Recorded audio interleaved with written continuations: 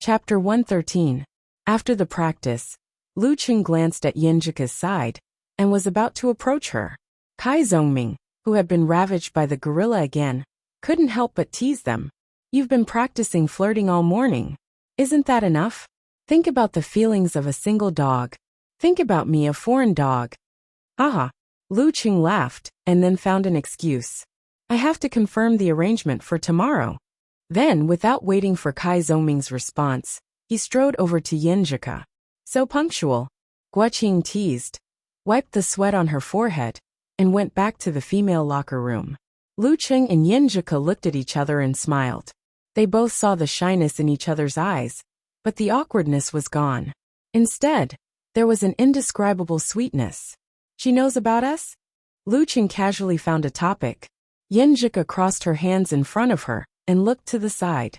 Her cheeks were red again. She spat and said, "What can happen between us? You're the one who is too obvious. She always teases me with you, saying that Chung is probably chasing you. What are you thinking?" "Then what are you thinking?" Lu Qing asked with a smile. Yinjika suddenly glanced at him, which made his heart beat fast. "I'm not thinking about anything.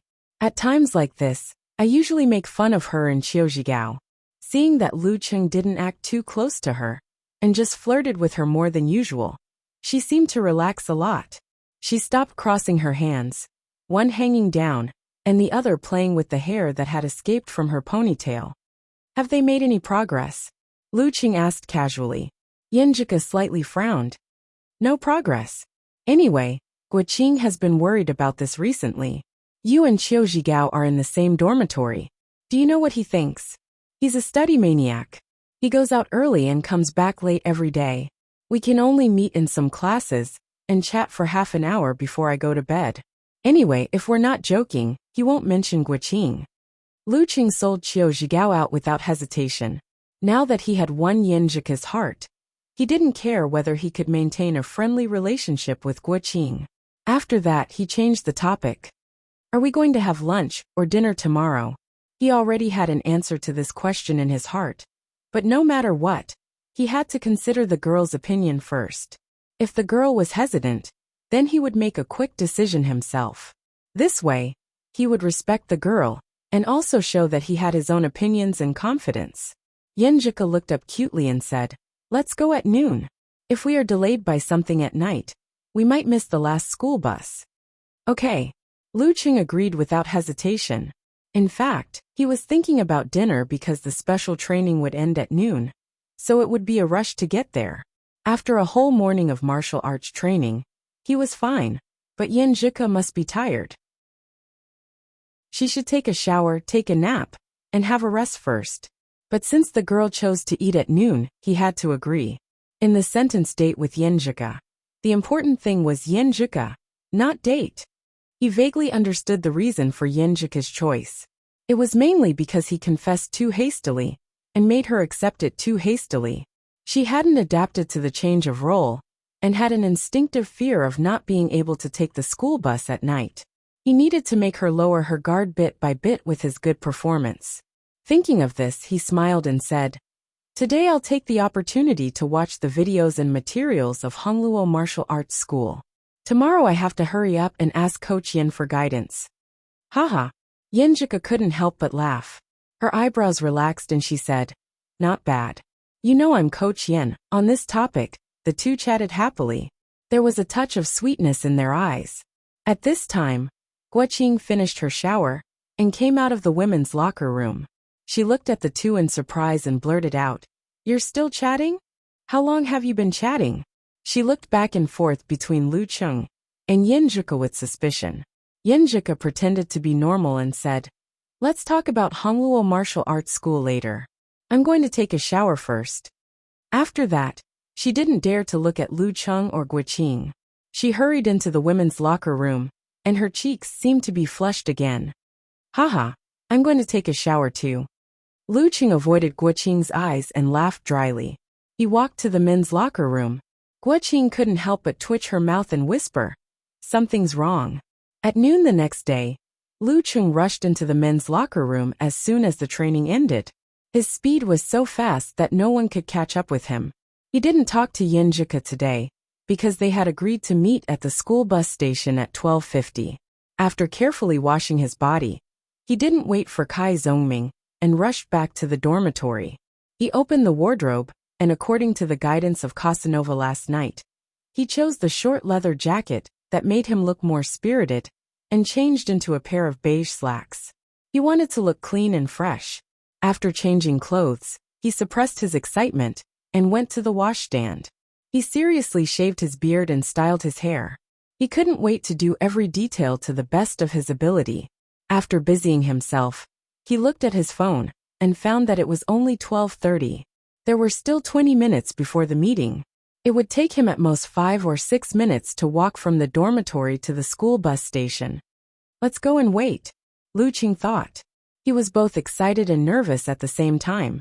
This was the first date in his life. When he passed by the supermarket on the pedestrian street, he suddenly had an idea. He turned around and walked straight in. From the time she got on the school bus to the time the spicy crab was ready, it would take at least 50 minutes. That was to say, Yenjuka wouldn't be able to eat anything until after 1:40 p.m. She had been training all morning and needed to replenish her energy. By that time, she would be very hungry. I should buy some snacks for her to eat on the way. While choosing, Lu Qing recalled Yenjuka's words and tried to find what she liked. Well, she doesn't like sweet biscuits. She prefers soda-flavored biscuits.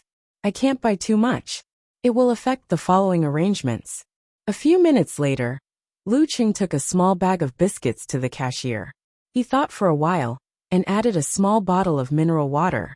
He didn't ask for a bag and put them in his left and right pockets. Hee, I have to give her a surprise. When he arrived at the bus stop, he put his hands in the pockets of his leather jacket to hide their bulging. Not long after, he saw a beautiful figure walking towards him gracefully. Yenjuka was wearing a pink sweater inside and a long white down jacket outside. Her hat was trimmed with the same color fur, which made her look delicate and pink. She was wearing black leggings, which made her legs look long and straight. She was wearing a pair of snow boots, which made her look cute and witty. Lu Qing was a little bit fascinated by her. He took a deep breath and told himself to be generous and not timid. Then he pulled out his hands and walked up to her. He smiled and said, "You seem to arrive early every time." When he got closer, he found that Yenjuka was carrying a cute shoulder bag with thin straps. She looked like a student. Yenjuka wasn't as open as usual. She lowered her head and smiled. "I hate it when people are late. I put myself in your shoes and arrived early." She hates it when people are late. Lu Qing remembered this. He turned around and pointed at the school bus. "Just in time. This bus is leaving soon. I've already bought the tickets." "Okay." Yenjuka nodded slightly. She seemed a little shy. She quietly followed Lu Qing. Half a step behind, they boarded the school bus and found seats together. After letting her sit by the window, Lu Qing cheered himself up to ease the girl's uneasiness. He deliberately said, "It's already so late. Are you hungry?" Yenjuka was stunned. She slowly nodded and said, "A little. It takes 20 or 30 minutes to get to the old campus.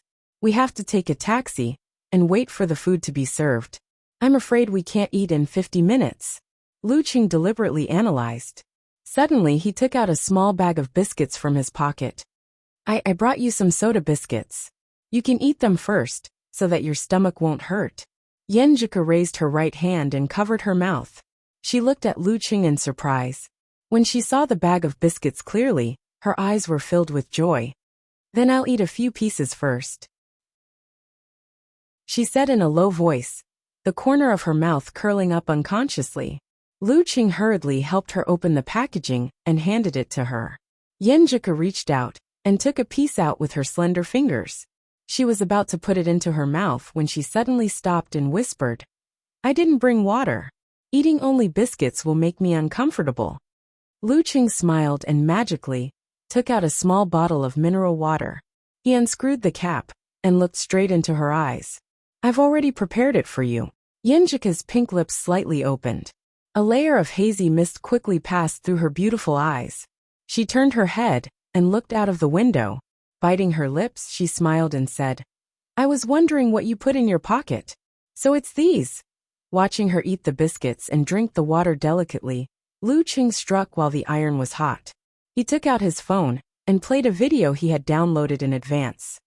This is the competition highlights of Hongluo Martial Arts School's principal, Jiang Guosheng. Coach Yan, what do you think? The principal of Hongluo Martial Arts School was a professional sixth pin dance stage master named Wang Hui. He was already old. The main force this time was his disciples and disciples. The leader was Jiang Guosheng, a professional ninth pin. His personal disciple, ranked 5th and 34 years old. Yenjika leaned her head over and looked at the video with her bright eyes. I studied it seriously last night. According to the information on the internet, the principal of the school, Wang Hui, once had a background in the Longhu Club. Therefore, their boxing obviously has the shadow of the unique skill of the fire sect. They are good at exploding and attacking. They also have the secret burning force. Once hit, the force will explode and cause a burning sensation on the skin. It's somewhat similar to your supernatural ability of blaze, but it doesn't have the tremor force you described. Lu Qing also leaned a little closer to her, looking at her soft black hair and smelling the refreshing fragrance. He was a little distracted and almost couldn't concentrate. He had to force himself to use the condensation stance and said seriously, "Their fighting style does have the flavor of fire-like invasion. Exploding, exploding, exploding, trying to crush the enemy before they are exhausted." On this point, Jiang Guosheng is more cautious, while Fang Tong is more violent, like an uncontrollable flame. But Jiang Guosheng has mastered a killer move better. It seems that he has compressed the force of his whole body to a very small range before exploding. It has the flavor of dance stage. Yenjika said in high spirits. Her previous nervousness and uneasiness had unknowingly dissipated by more than half. Fang Tong was another professional ninth pin master in Hongluo Martial Arts School. He was the disciple of the principal of the school, Wang Hui. He was a powerful fighter at the age of 23. The Hongluo Martial Arts School team, with 2 professional ninth pin masters, could be considered average in the preliminaries. They talked about this matter on the way. When they arrived at the old campus, Lu Qing was pleasantly surprised to find that Yenjika seemed to have returned to normal, except that she would blush occasionally when he stared at her. The two walked in the campus and rushed to the nearest north gate. The online hailing car was waiting there. The spring chill was still there, and the wind was very chilly. Lu Qing unconsciously peeked at Yenjika's left hand. The girl's skin was white and tender, her fingers were long and slender, and her fingernails were pink and healthy. If I hold her hand, will she shake me off? Thump, thump, thump.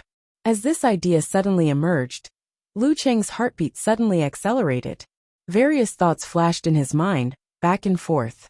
Although she said that she needs to adapt to the state of being in a relationship, since we are already in a relationship, it should be okay to hold her hand, right? Will this make her unhappy? Will she think that I don't respect her and hold her hand before she is ready? Just when he was hesitating, Yenjika suddenly put her hands into the pockets of her down jacket and said with a smile, "It's still quite cold today." Yeah. Lu Qing was speechless. Well, no need to struggle. Yenjika looked at him and asked curiously, "Qing, what's wrong with you?" "Nothing. I'm just afraid that you will be hungry, so I feel a little guilty."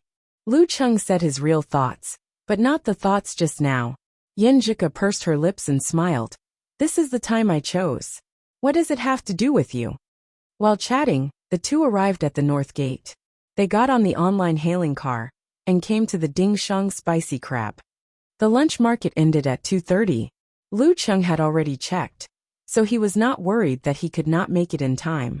6 crabs, the kind that costs 499 yuan. Lu Qing blurted out the words he had long prepared when he saw the waiter. He did not plan to care about money on the first date. When the waiter was about to record it, Yenjika pulled Lu Qing, pursed her lips and said, "Let's go with the 199 yuan one. The taste of crabs is about the same. The bigger the crab, the heavier the shell. It's not worth it. The 199 yuan one is just right. If it's smaller, there won't be much meat in the crab legs." She stared at Lu Qing with her clear black and white eyes, indicating her opinion. Seeing the girl so insistent, and thinking that her grandfather's family was in Jiangnan, which was a good place to eat crabs, Lu Cheng was not the kind of person who would puff himself up at his own cost. He nodded and said, "Okay, let's go with the 199 yuan one. Let's go with 4 first. Didn't you say that we can eat them as hot pot later? Didn't you say that their handmade noodles are very good?" "It's boring to just eat crabs," Yenjika said seriously. Lu Cheng thought about it and agreed.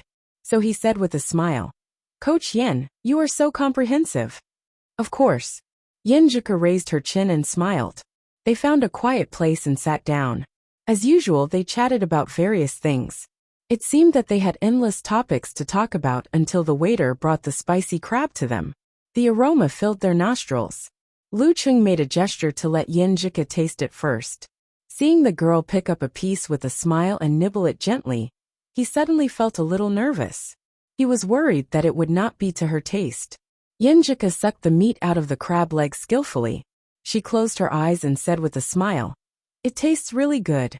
The sweetness of the crab meat is not lost, and the spiciness is very appetizing." Phew. Lu Cheng was relieved as if he had been praised. He said with a smile, "Then you eat more. Don't just watch. You are the main force who can eat 5 yuan of rice." Yenjika joked with a smile. After finishing the spicy crab and rice cake, she was waiting for the hot pot to boil. She asked with great interest, "Cheng, what kind of fighting style are you going to use tomorrow?" Lu Cheng had already thought about it. He said after some consideration, "If Hongluo Martial Arts School paid attention to this, they would have searched for my name. That is to say, they should know my fighting style and my strengths, except for the power of blaze. Since it's a martial arts competition, I will definitely try my best. I don't want to leave my trump card for the future. So, as long as I fight, I will use the power of blaze to open the way and try to defeat the opponent quickly. When the second opponent loses the element of surprise, I want to pretend to move with mercurial balance. Once I find an opportunity, I will immediately suppress them with 24 blizzard strikes. I won't give them any chance to break out." How could he not try his best in an official competition in front of the girl he loved for the first time? Yenjika rested her cheek on her left hand and listened attentively. Her eyes seemed to be shining. After discussing the fighting style for a while and eating the hot pot, they paid the bill with full hearts. Because of the discount, they spent more than 900 yuan. For Lu Cheng, who was rich and generous, after participating in the Warrior Sage Challenge tournament, it didn't cause any heartache. Instead, he felt that it was worth it. As long as the girl was satisfied. After leaving the restaurant, Lu Cheng unconsciously coughed and pretended that nothing had happened. "Let's go to the shopping mall over there. It's good for digestion." "Okay." Yenjika didn't object. The two of them walked side by side. The girl's scent, which was both clear and musk, entered Lu Cheng's nose, making him feel impulsive and expectant. He took a quick glance at the girl and found that her hands were swaying beside her and not in her pockets. It seemed that she had just finished eating the hot pot and was still warm. Thump, thump, thump. Lu Cheng heard his heart beating faster again. Should I hold her hand? She is not completely ready yet. But she likes me a little. She also agreed to my confession. Holding hands should be allowed, right? Thump, thump, thump. Lu Cheng wanted to hold her hand, but didn't dare to. He was afraid that he would upset the girl and leave a bad impression on her. Suddenly, he had a flash of inspiration. He thought of the method that Kai Zongming had taught him before. Should I try that? Pretend to hold her hand, but don't really hold her hand. Thump, thump, thump. This idea completely defeated all other thoughts. Lu Cheng couldn't restrain himself anymore. While chatting with Yenjika, he looked straight ahead and slowly reached his right hand to the side. Thump, thump, thump. Thump, thump, thump. Although it was just a fake hand holding, Lu Cheng's heart felt like it was going to jump out of his chest. He didn't know how the girl would react or feel. Because of the unknown, he was nervous. Because of the importance, he was scared. Thump, thump, thump.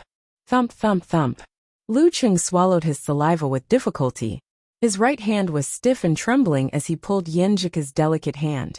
When he touched the back of the girl's hand, he felt that her skin was delicate, smooth, and slightly cold. In his listening skill, he sensed that Yenjika's left hand suddenly shrank, but then froze there. She didn't withdraw her hand, but maintained a slight contact.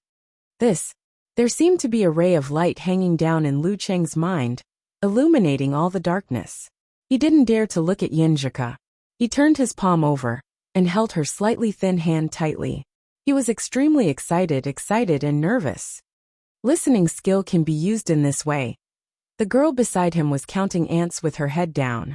Lu Cheng held her delicate hand and felt as if he was stepping on clouds. All he could think of was the place where their skin touched. He had completely forgotten what day it was. His palms were sweating because of excitement and nervousness. He just wanted to hold Yenjika's hand like this and walk forever. It would be best if they could never reach the end of the road. He completely ignored the surrounding scenery and the shops they passed. After a long time, Yenjika asked softly, "Where are we going?" Lu Cheng suddenly woke up with a start. He looked around with a dumbfounded expression. "Where are we?" He explained in a panic. I was too excited and nervous. I didn't look at the road. And my palm is sweaty and wet. Yenjika must hate it. Strong annoyance filled his heart.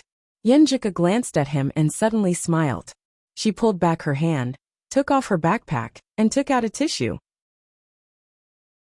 She handed it to him and said with a smile, "You didn't sweat so much even when you were in the challenge tournament."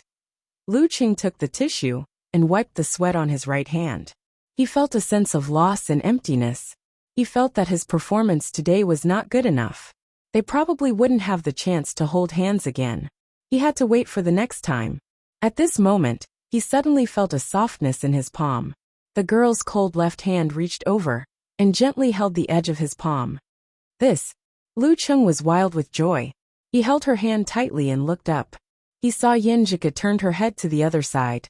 Her delicate ears were red, and the skin on the side of her face was as smooth as jade. There was a touch of soul-stirring redness. P.S. When I was writing this chapter, a song that I used to listen to often echoed in my mind. The first time I held your hands, I lost my way and didn't know where to go. Did I reveal my age? P.S. 2. I had something to do today, so I was running around outside. 2 chapters will be released at the same time. There will be no more chapters tonight. But this is a good time to release them at the same time. I wrote the main point of the date and revealed the first opponent of the preliminaries. As for why I didn't release it as an extra chapter, it was because after 2 months of courting death, I successfully ran out of chapters. I'm finished. Chapter 114. Lu Cheng felt that he would never forget the scene in front of him. The girl's shyness occupied his sight and filled his heart.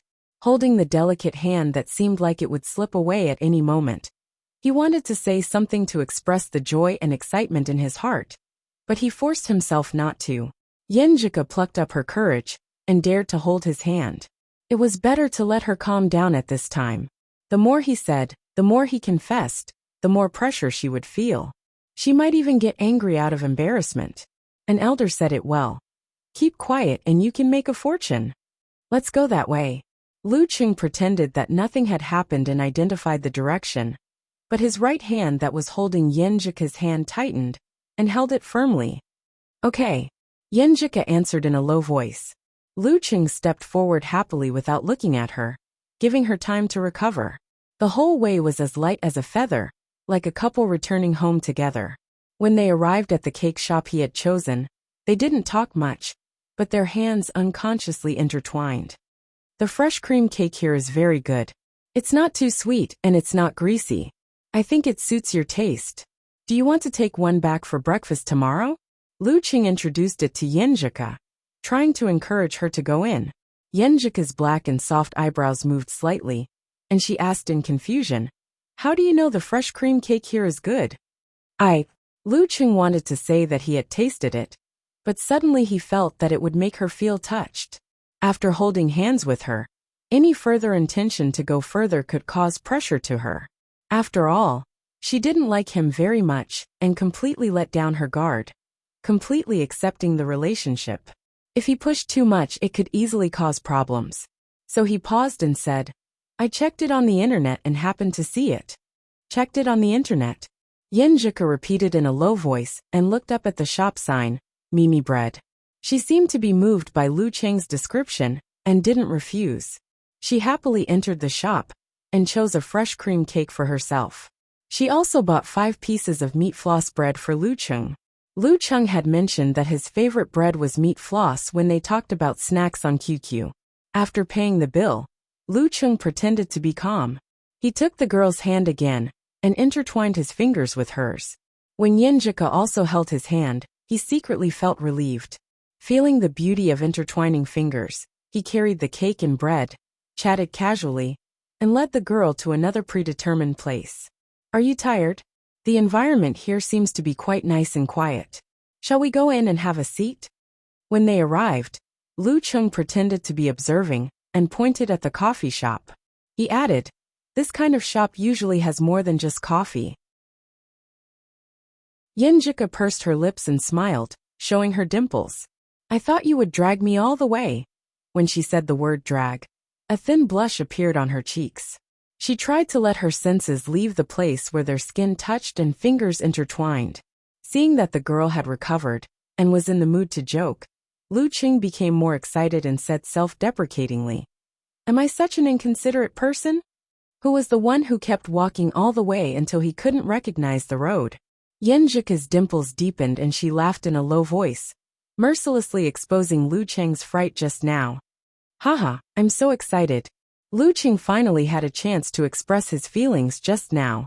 At the same time, he opened the door of the coffee shop and walked to the secluded booth. When he reached the 4-seater booth, he let go of his delicate hand and watched Yinjika sit down. His palm was empty, and he felt a sense of loss. Looking at the seat opposite Yinjika and the seat beside her, Lu Cheng suddenly had a flash of inspiration. He said seriously, you sit in the inner row. Let's sit in the same row. Later, we'll watch other videos of Hongluo Martial Arts School together and ponder over them. I still need to ask Coach Yen to continue her guidance. Thank you, Master. Thank you, friends of Hongluo Martial Arts School. You still remember that I'm Coach Yen, Yinjika joked, but after thinking about it, she stood up and moved to the inner seat. Lu Cheng quickly sat down with her, took the drink and snacks menu from the waiter, and opened it in front of Yinjika. This time, he didn't introduce anything, because the milk tea in the coffee shop was all right. Yinjika couldn't choose wrong one. As for the snacks, according to her taste, she didn't like chocolate, and didn't like the type that was too sweet. The range of choices was naturally limited. Coincidentally, he had tried all of them, and found that the quality was above standard. Hong Kong-style milk tea and chiffon cake. Yinjika thought for a while and made her choice. Lu Cheng also ordered a cup of mandarin duck. Then he found a shelf, took out his phone, and put it on the table to play the battle highlights of other members of Hongluo Martial Arts School. Seeing that Yinjika was watching seriously, he quietly reached out his right hand and grabbed the girl's delicate hand on her leg. He pulled her close and put her hand on his thigh.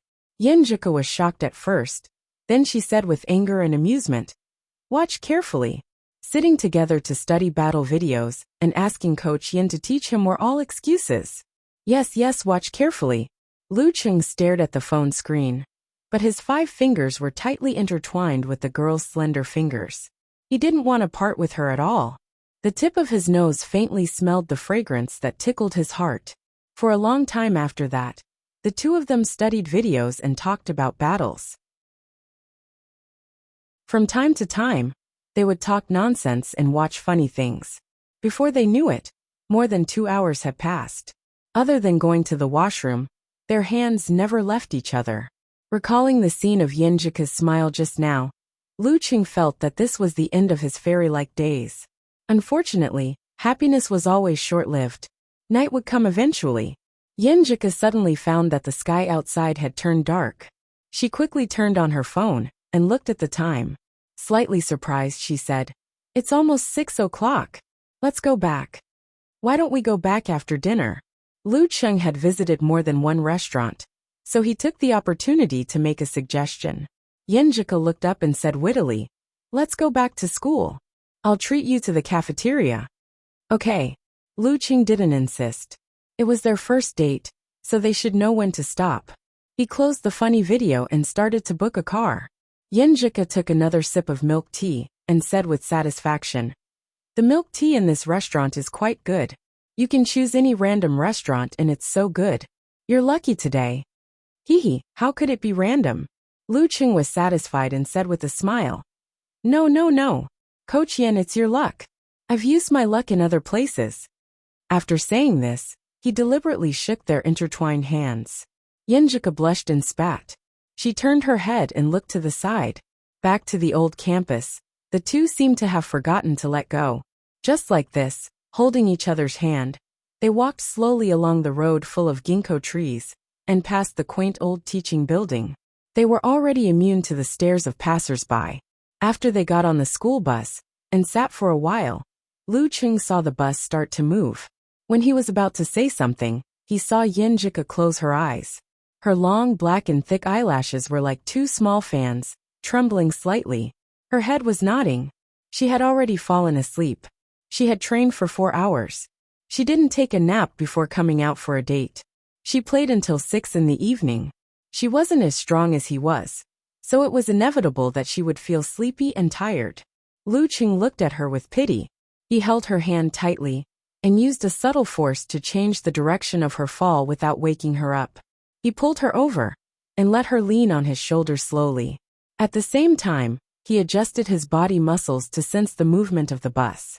Once the bumpy road was too bumpy, he applied the opposite force to Yinjika to offset it. He wanted her to sleep soundly and not slide down. Her beautiful head was on his shoulder. His nose was filled with a delicate fragrance. Her delicate skin was on his side. Beside his ear was the girl's long and thin breath. Lu Qing only felt peaceful, safe and happy. However, he also felt the weight from her, and felt the pressure of wanting her to live a better life. Maybe this is what Dad said about a man's responsibility. The bus drove and arrived at the new campus. Lu Qing pushed Yinjika and laughed in a low voice. "Get up quickly. We're going to be late for the martial arts special training." Yinjika's beautiful dark eyes were blank, and her expression made Lu Qing's heart tremble. Then she came back to herself and said with a blush on her pretty face, "Turn your head around. Turn your head around. Don't move." Lu Qing was puzzled, but he still looked at the aisle. He heard the girl unzip her backpack, take out a tissue, and wipe the shoulders and arms of his leather jacket. "I see," he blurted out. But before he could finish, he was fiercely interrupted by the girl. "Haven't you seen others drooling in their sleep?" "Humph. Coach Yin drooling in her sleep is so cute."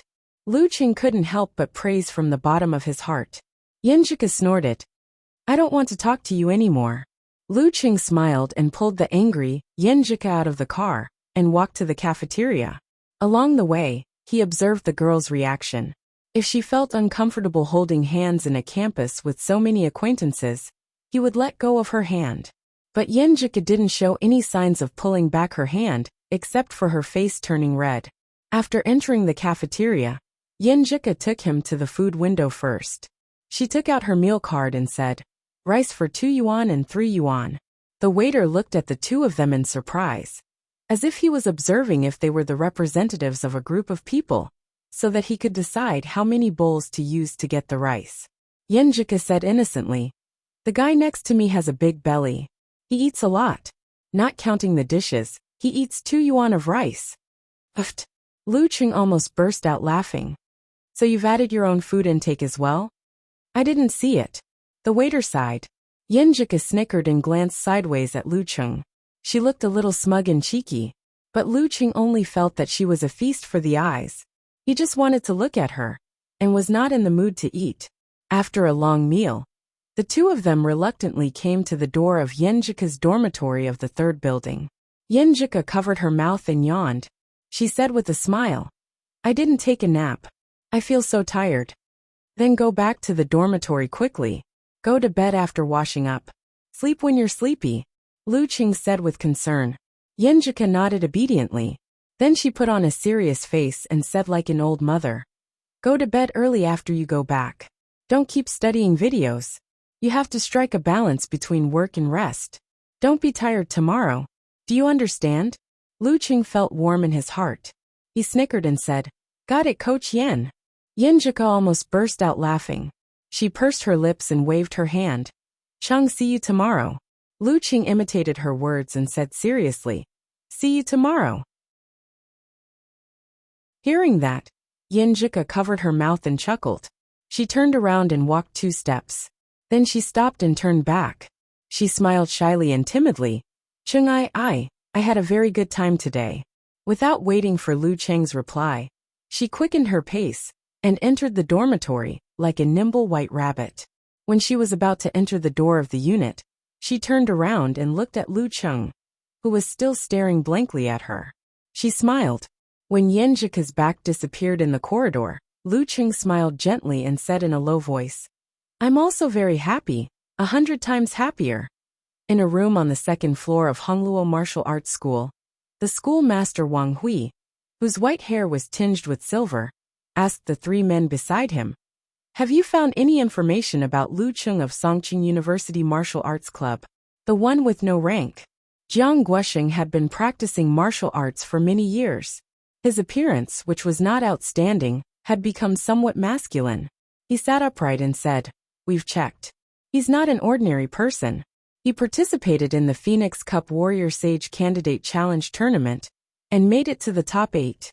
He can defeat a professional 9th pin fighter after only half a year of practicing martial arts. It shows his talent and strength. He's not better than Lin Kei, but we can't underestimate him." Wang Hui nodded slightly and looked at the other man with a smile. "Cheng Yun, you've met your match. Songqing is big, but also small. There are only a few young people with potential." Jiang Guosheng looked over as well, looking at the young man with sharp eyes. This was the last disciple of his master Pan Chungyun, who had just turned 20 and practiced martial arts for less than 2 years. He had already reached the level of amateur first pin, but according to the usual practice, he believed that he had already reached the level of professional 9th pin. He was just waiting for the ranking event. In this preliminaries, he was the secret weapon of his martial arts school. He would give Songqing University Martial Arts Club a surprise. A team with 3 professional 9th pin fighters was capable of competing for a place in the division. Pan Chunyan said calmly, "I've seen his competition videos. His weaknesses are as clear as his strengths. He's the kind of fighter who can defeat a professional 9th pin fighter if he performs well. But once restrained, he can even lose to an amateur 1st or 2nd pin fighter. I'm sure I can beat him."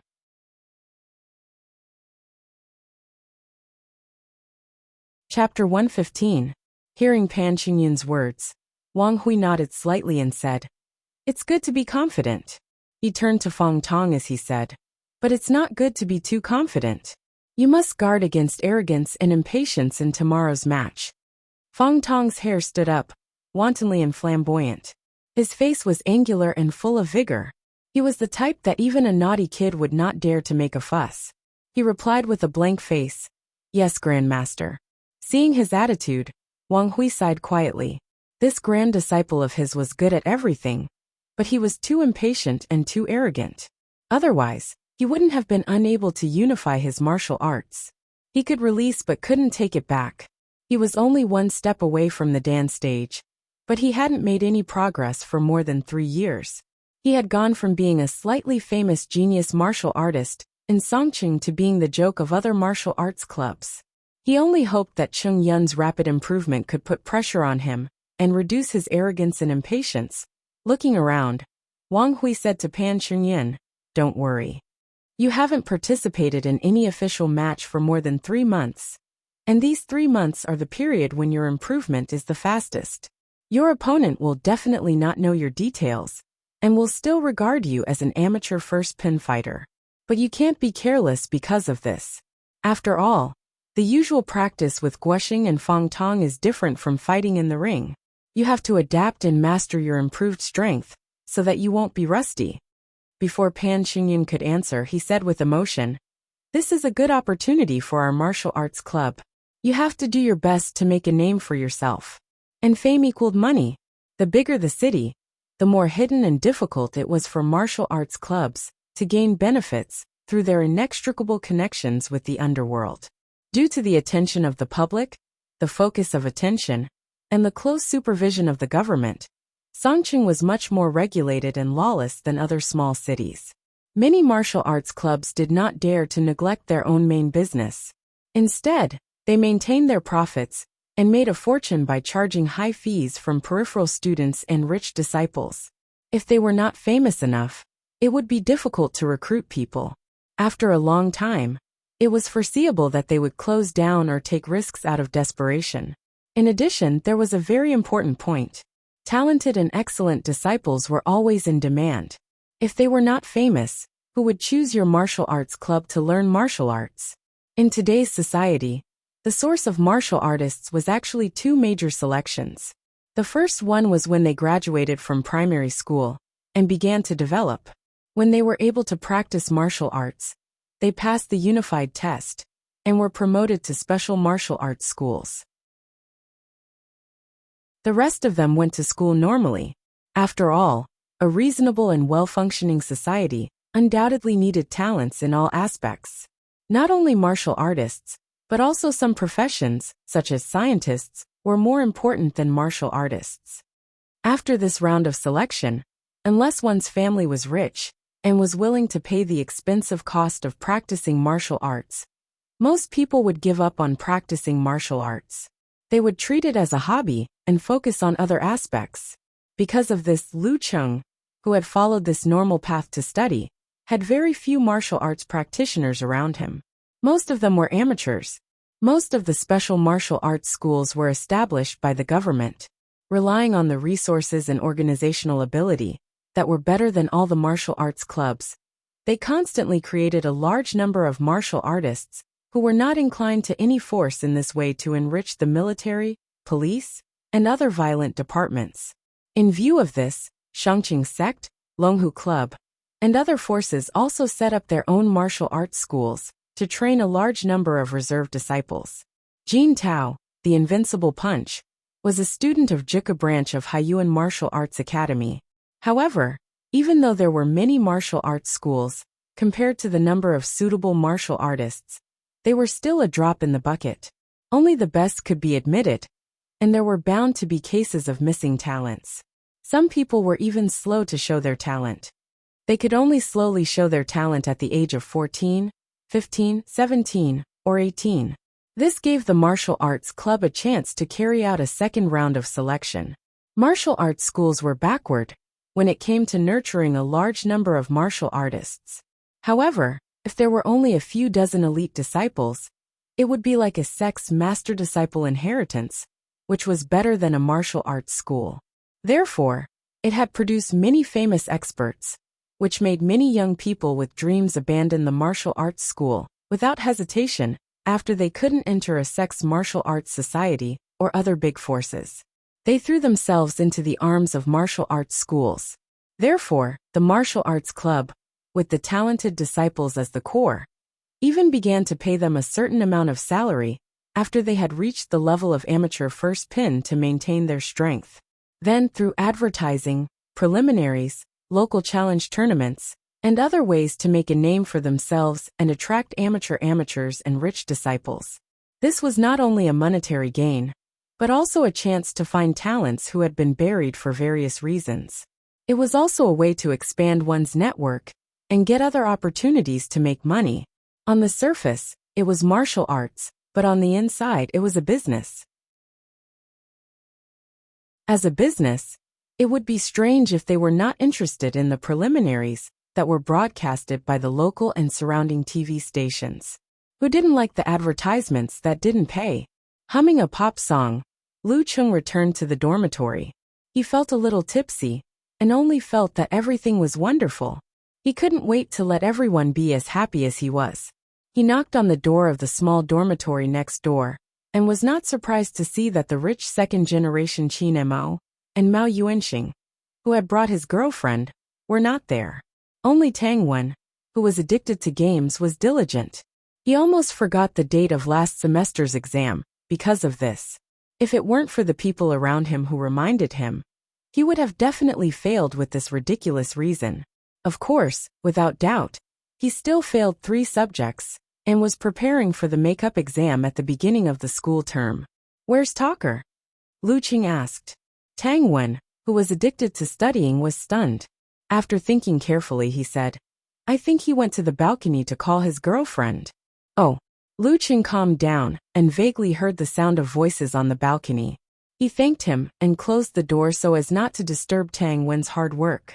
When he was about to return to his own small dormitory, he saw the glass door of the balcony open and Kai Zongming walk in with a smile. Damn weather. It's so cold to make a call. Little Ming exhaled a breath of white air when he closed the door. Lu Qing laughed and said, Don't you know how to video chat in the dormitory? There are people in the dormitory. Some private words are not convenient to say, you know. Kai Zongming deliberately raised his eyebrows. Dirty? Lu Qing scolded with a smile. Bah, you're dirty. I'm talking about mushy words of love. What the hell are you thinking? You've been in a relationship recently, so your blood is rushing down? Kai Zongming went all out to ridicule Lu Qing. Lu Qing clicked his tongue and said, Are your words of love not dirty? You're an old hand. After that, he looked around and said in a low voice, Casanova, tell me if there's a problem with what I'm doing. He briefly explained that Yin Zhika was not ready yet, that she accepted his confession after hesitating, that she needed some time to get used to it, and that he had tried to hold her hand successfully today. In the end, he said, Is this not showing respect to her thoughts? Is this too reckless and impatient? Kai Zongming snorted and said, Who asked you to confess randomly? If you follow my steps, there won't be any problems. But you did a good job today. You can't follow the pace of a girl in this kind of thing. You must strike while the iron is hot. Really? Lu Qing put on the attitude of a serious student. Kai Zongming smiled with his hands in his pockets and said, The current state of your goddess is like standing on a swamp, unable to resist the temptation of the world of love below. She has already accepted her fate and given up resistance. She is slowly sinking, but she hasn't adjusted her mentality yet. She wants to slow down and gradually get used to it. If you pull her too fast and let her sink too fast, out of fear, uncertainty, and lack of love, it will indeed cause a reverse mentality. It is very likely that she will start to hate you. But you can't do nothing and let her adjust her mentality by herself. First of all, who knows what she will think after she adjusts? Maybe it will be good or bad. Second of all, as time passes, the affective feelings will weaken. It is very likely that she will calm down and re-examine herself. At that time, if you want to increase her favorability, it will take twice the effort for half the result. She may even say, I don't think we are suitable for each other. Let's break up. So, you have to take advantage of the current situation and close the distance between you and her within the limit to increase her favorability. This is the meaning of strike while the iron is hot. You can't really not get close to her just because she says no. Sometimes, even she herself doesn't know whether she wants it or not. Lu Qing felt that it was better than 10 years of studying. He nodded sincerely. You are indeed the Casanova. Kai Zongming chuckled and said, Accepting the confession means establishing a relationship. Establishing a relationship means holding hands. She won't be too resistant to this, and is mentally prepared for it. However, don't go any further than that for the time being, lest you give her too much pressure and cause the opposite effect. Maintain the current trend of getting closer and closer, step by step, and slowly pull her over. Sigh, you're making this foreign dog jealous. It's a pity that you don't have time to go to the capital this semester. Lu Qing looked at little Ming sympathetically. Kai Zongming clicked his tongue and said, If I don't go, she can come. I've already succeeded in bewitching her. This time, I don't need to save money. I have a lot of red packets. Awesome. Lu Qing gave him a thumbs up. By the way, are you ready for tomorrow's competition? As a member of the special training, Kai Zongming asked with concern. Lu Qing nodded and smiled. Almost. I'll think about it again later. Then I'll help you find some audience. Kai Zongming laughed, and suddenly went to Lu Qing's dormitory. He opened the door and said to Zhao Chang, Xiao Zhigao, and Zhang Jingye, who were relaxing at home on the weekend. Good news. Good news. Cheng is going to represent Songqing University in the competition tomorrow. Let's go cheer together. Represent Songqing University? Cheng, Zhao Chang looked back in surprise and pushed his black-rimmed glasses. Martial arts competition? Qiu Zhigao turned his head in surprise. Only Zhang Jingye looked confused and didn't seem to understand. Kai Zongming laughed. Yes, martial arts competition. Didn't Coach Shi organize a team to participate in the preliminaries? Cheng is the main force. Tomorrow we will fight against Hongluo Martial Arts School in Songcheng. Because of his own arrangement, Qiu Zhigao didn't attend the first 3 martial arts classes, so he knew nothing about it. He stood up abruptly and looked at Lu Qing behind Kai Zongming in surprise. You're the main force? Isn't this a bit unscientific? No, it's not a bit, it's too unscientific. Without Lu Cheng's explanation, Kai Zongming chuckled and said, Cheng has been recognized as a martial arts genius. Now he has the strength of a professional ninth pin. That day he fought with Lin Kei and lost only because of one move. Professional ninth pin. Qiu Zhigao gasped. As an amateur, he had a deep understanding of the difficulty of rank promotion. It took a newcomer with no rank to reach professional ninth pin in half a year. A martial arts genius? Zhao Chang looked Lu Qing up and down, as if he wanted to see something. You didn't know who you were before? Well, I didn't know much about martial arts before. And Coach Shi is a man with a lot of talent. Lu Qing said casually. Zhao Chang sighed. Of course, we have to rely on ourselves, but we also have to consider the course of history. The competition is at 3 o'clock tomorrow afternoon. Are you going to cheer? Kai Zongming asked again. Of course. Why not? We are the masters in our dormitory. How awesome it is. Qiu Zhigao calmed down and said excitedly. Zhang Jingye hesitated and said hesitantly. Can I bring someone else? Who? Zhao Chang asked blankly. Kai Zongming chuckled. Model worker. I didn't expect you to have a girlfriend without anyone knowing about it. Hey, I'm almost there. Zhang Jingye smiled honestly. Damn. Zhao Chang blurted out and pointed at Zhang Jingye. I understand now. Dogs that don't bark bite. When did you find a girlfriend? Lu Qing also admired him. He spent so much effort to get Yinjika. How did Zhang Jingye get a girlfriend all of a sudden?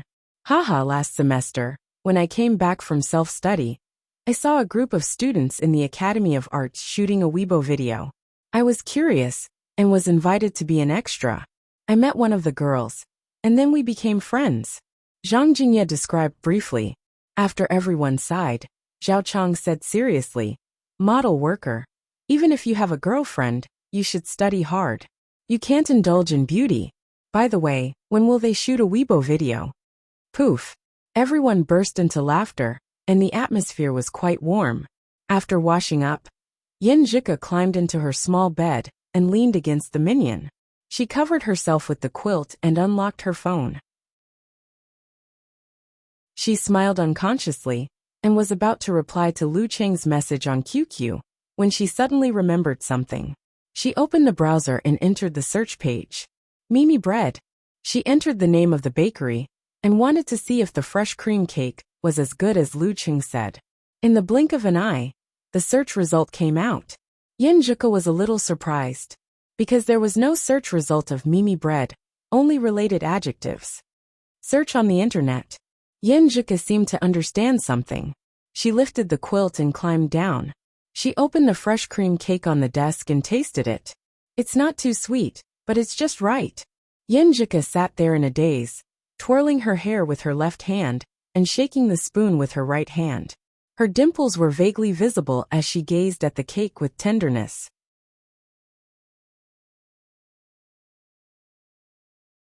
Chapter 116.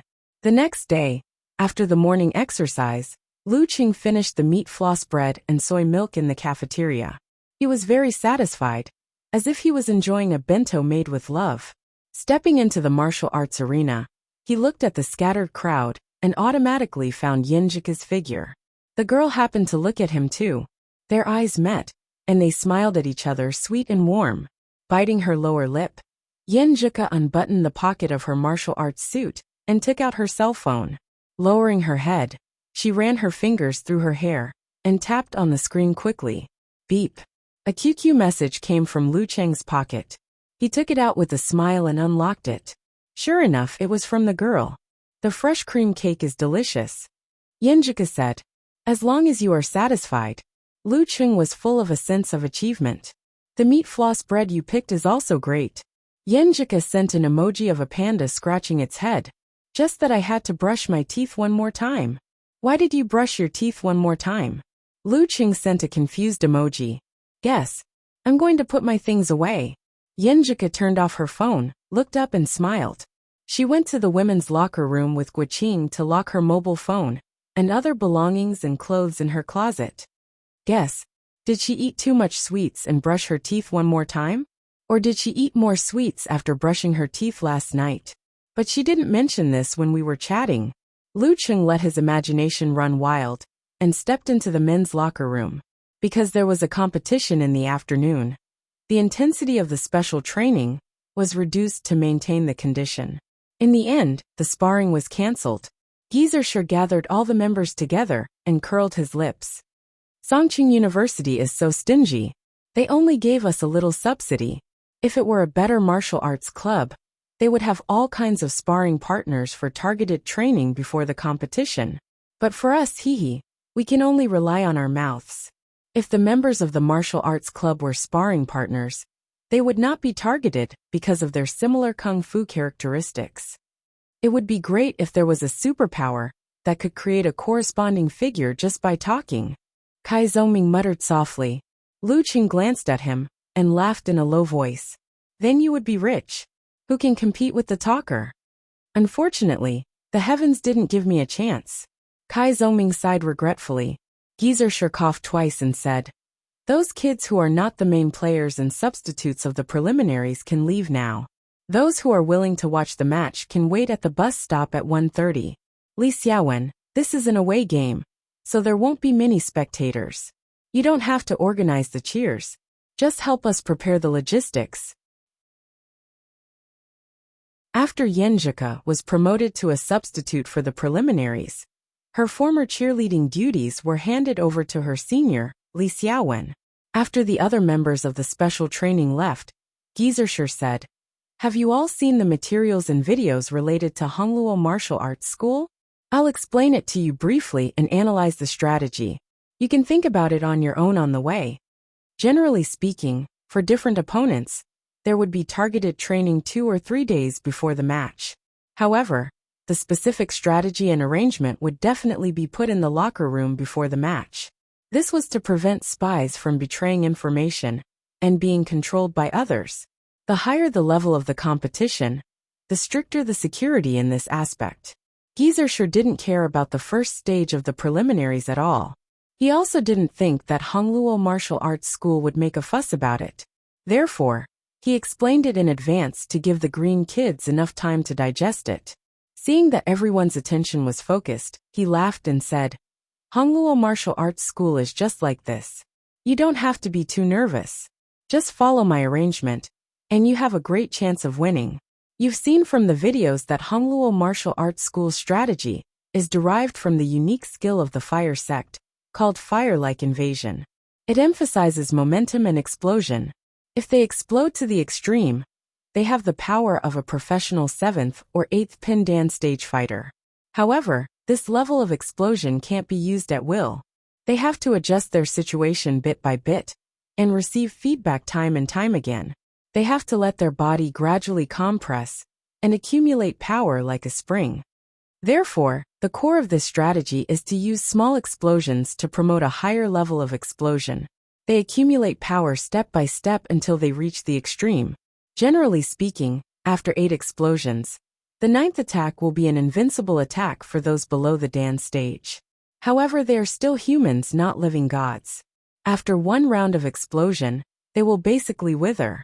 It's like a burning flame that continues to ignite other things and becomes fiercer and fiercer. When it burns everything around it, it will extinguish itself. From this point of view, this is a strategy that is quite suitable for a life and death battle. The winner will be decided in a few moves. After analyzing up to this point, you must be thinking, then let's fight with a wandering battle and exhaust them until they are exhausted. However, for those who choose this strategy, unless they are extremely agile and are extremely good at wandering battle, When Hongluo Martial Arts School explodes a few times with terrifying speed and agility, their range of movement will be quickly reduced, and they will fall into an awkward situation where they can't escape. Lu Qing nodded slightly. He had a deep understanding of this. In the battle with Yi Yaoting and the ninth pin of the Dark Sect, he had tried to fight with a wandering battle with mercurial balance. However, he was either forced to fight head-on, or had no chance to fight at all. Geezer sure coughed a few times and got to the point. For this strategy, the best way to deal with it is to fight head-on. You have to disrupt their explosive rhythm and suppress their momentum, so that their explosions will become more and more unsatisfactory. He explained in detail how to disrupt their rhythm and suppress their momentum. Lu Qing and the others listened with great interest. Before they knew it, it was already noon. After lunch and a short rest, Lu Qing arrived at the school bus station on time and boarded a school bus specially arranged by the logistics department. Yinjika was too shy to sit in the same row with him in front of so many acquaintances. She pulled Guoqing and found a seat for themselves. Lu Qing had to sit behind them with little Ming. He didn't speak much on the way and began to adjust his state of mind and state. When they arrived, he opened his eyes. "Hey, Chang and the others have good luck with women." Kai Zongming held his phone and tactfully didn't speak. Instead, he typed a line of words and sent it to Lu Qing through QQ. Lu Qing replied in surprise. "Why?" Model worker only wanted to ask his girlfriend out. However, the girls in his girlfriend's dormitory heard about it and were very interested. They also want to come and have a look. Later, they will set off with Chang and Old Chiu. Kai Zongming sent the message while looking at Lu Qing with a mischievous expression. "Not bad, such a good thing." Lu Qing replied quickly. He put his phone in his pocket and was ready to stand up. They had arrived at their destination. Hongluo Martial Arts School was located on the ground floor of a building. It was a quiet place amidst the bustle, and the environment was quite good. Lu Qing observed the situation. When Guoqing walked into the aisle, he suddenly stood up and squeezed forward. He happened to be right next to Yinjika. He looked forward, as if nothing had happened, and stretched out his hand to pull the girl's delicate palm. Yinjika was surprised at first, and then looked at Lu Qing. She saw a faint smile at the corner of his mouth. He turned his head and winked at her. She felt funny and angry at the same time. She blushed slightly and pretended that nothing had happened. She held his hand back and hurriedly withdrew it. She looked around and found that no one had noticed. Then she felt an indescribable sweetness. Lu Qing, who was also feeling sweet, followed the team full of strength and stepped into the gate of Hongluo Martial Arts School. The martial arts school definitely couldn't compete with Songqing University Martial Arts Club. It was only about the size of 2 lecture halls. There were also locker rooms, strength training rooms, and other places. It was enough to teach students martial arts on normal days, but it was too cramped to hold preliminaries. At this moment, the bluestone floor in the center of the martial arts hall was still left as the arena. The surroundings were covered with tatami mats for the audience to sit cross-legged and watch. There were empty aisles on all sides, which vaguely had a Japanese-style flavor. Fortunately, there are not many audience members. Otherwise, how can we sit? Kai Zongming clicked his tongue. He didn't have the chance to enter the locker room. He found the tatami mats for the away team, took off his shoes, and sat in a kneeling position. Not far from him, Xu Rui led the team and nervously arranged the live broadcast in an orderly manner. After the schedule of preliminaries was arranged on Friday, the first thing Songqing TV station did was to determine which matches would be broadcast live and which would be recorded. For the TV stations in other cities, this wasn't worth considering, because there were only 1 or 2 teams participating in the competition, and the times might not overlap. Songqing, as the provincial capital, had attracted many talents. There were more than 20 teams that had signed up for the preliminaries. Just the selection alone would dazzle the audience. In a television station of this level, competitions with lower professional ranks were actually quite popular. To the audience, although the 3 lower ranks professional martial artists were not strong enough, they appeared to be friendly and were not too inhuman. Every punch was on the flesh, and it was quite intense. It could stir up the blood in their hearts. Correspondingly, the confirmation of live broadcasts and recordings naturally had to be considered carefully. Xu Rui participated in the meeting as a reporter for Songqing University Martial Arts Club. She said that Lu Cheng and Lin Ke of Songqing University Martial Arts Club were both very interesting and suitable for live broadcast. In the end, the leader of the TV station accepted her idea. At this moment, seeing Lin Ke and Lu Cheng come in, Xu Rui had the urge to say a few words to them. However, according to the rules, they couldn't come into contact with the fighters for half a day before the competition to avoid affecting their state of mind. They could only interview them after the competition. Lu Cheng and the others went all the way to the locker room. They changed into their white martial arts suits with black edges in the cubicles and gathered around Geezer Shur again. I've said what I should say before, so there's nothing to add. Take the time to rest and restore your energy. Geezer Shur coughed and asked everyone to find a place to rest. 2:50 p.m. in the locker room of Hongluo Martial Arts School.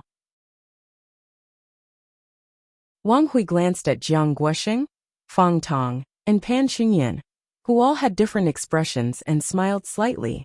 Qingyan, you'll be the last one to come out. Give them a surprise, but maybe it won't be your turn, so we'll leave the surprise for later. Fang Tong, you'll be the vanguard.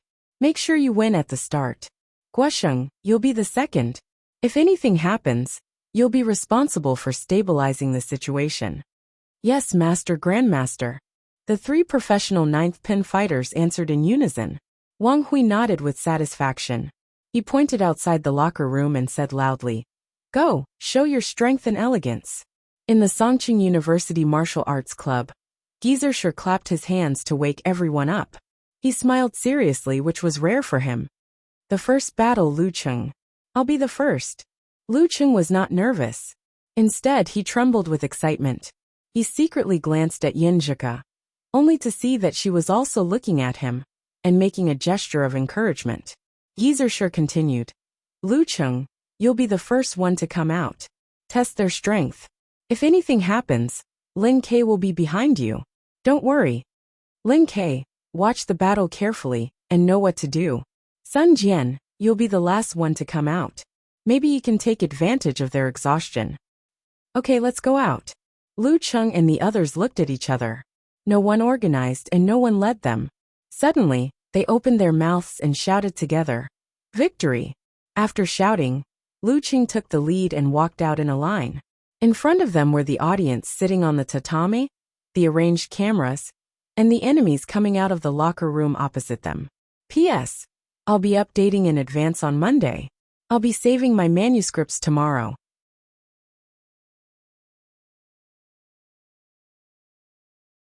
Chapter 117.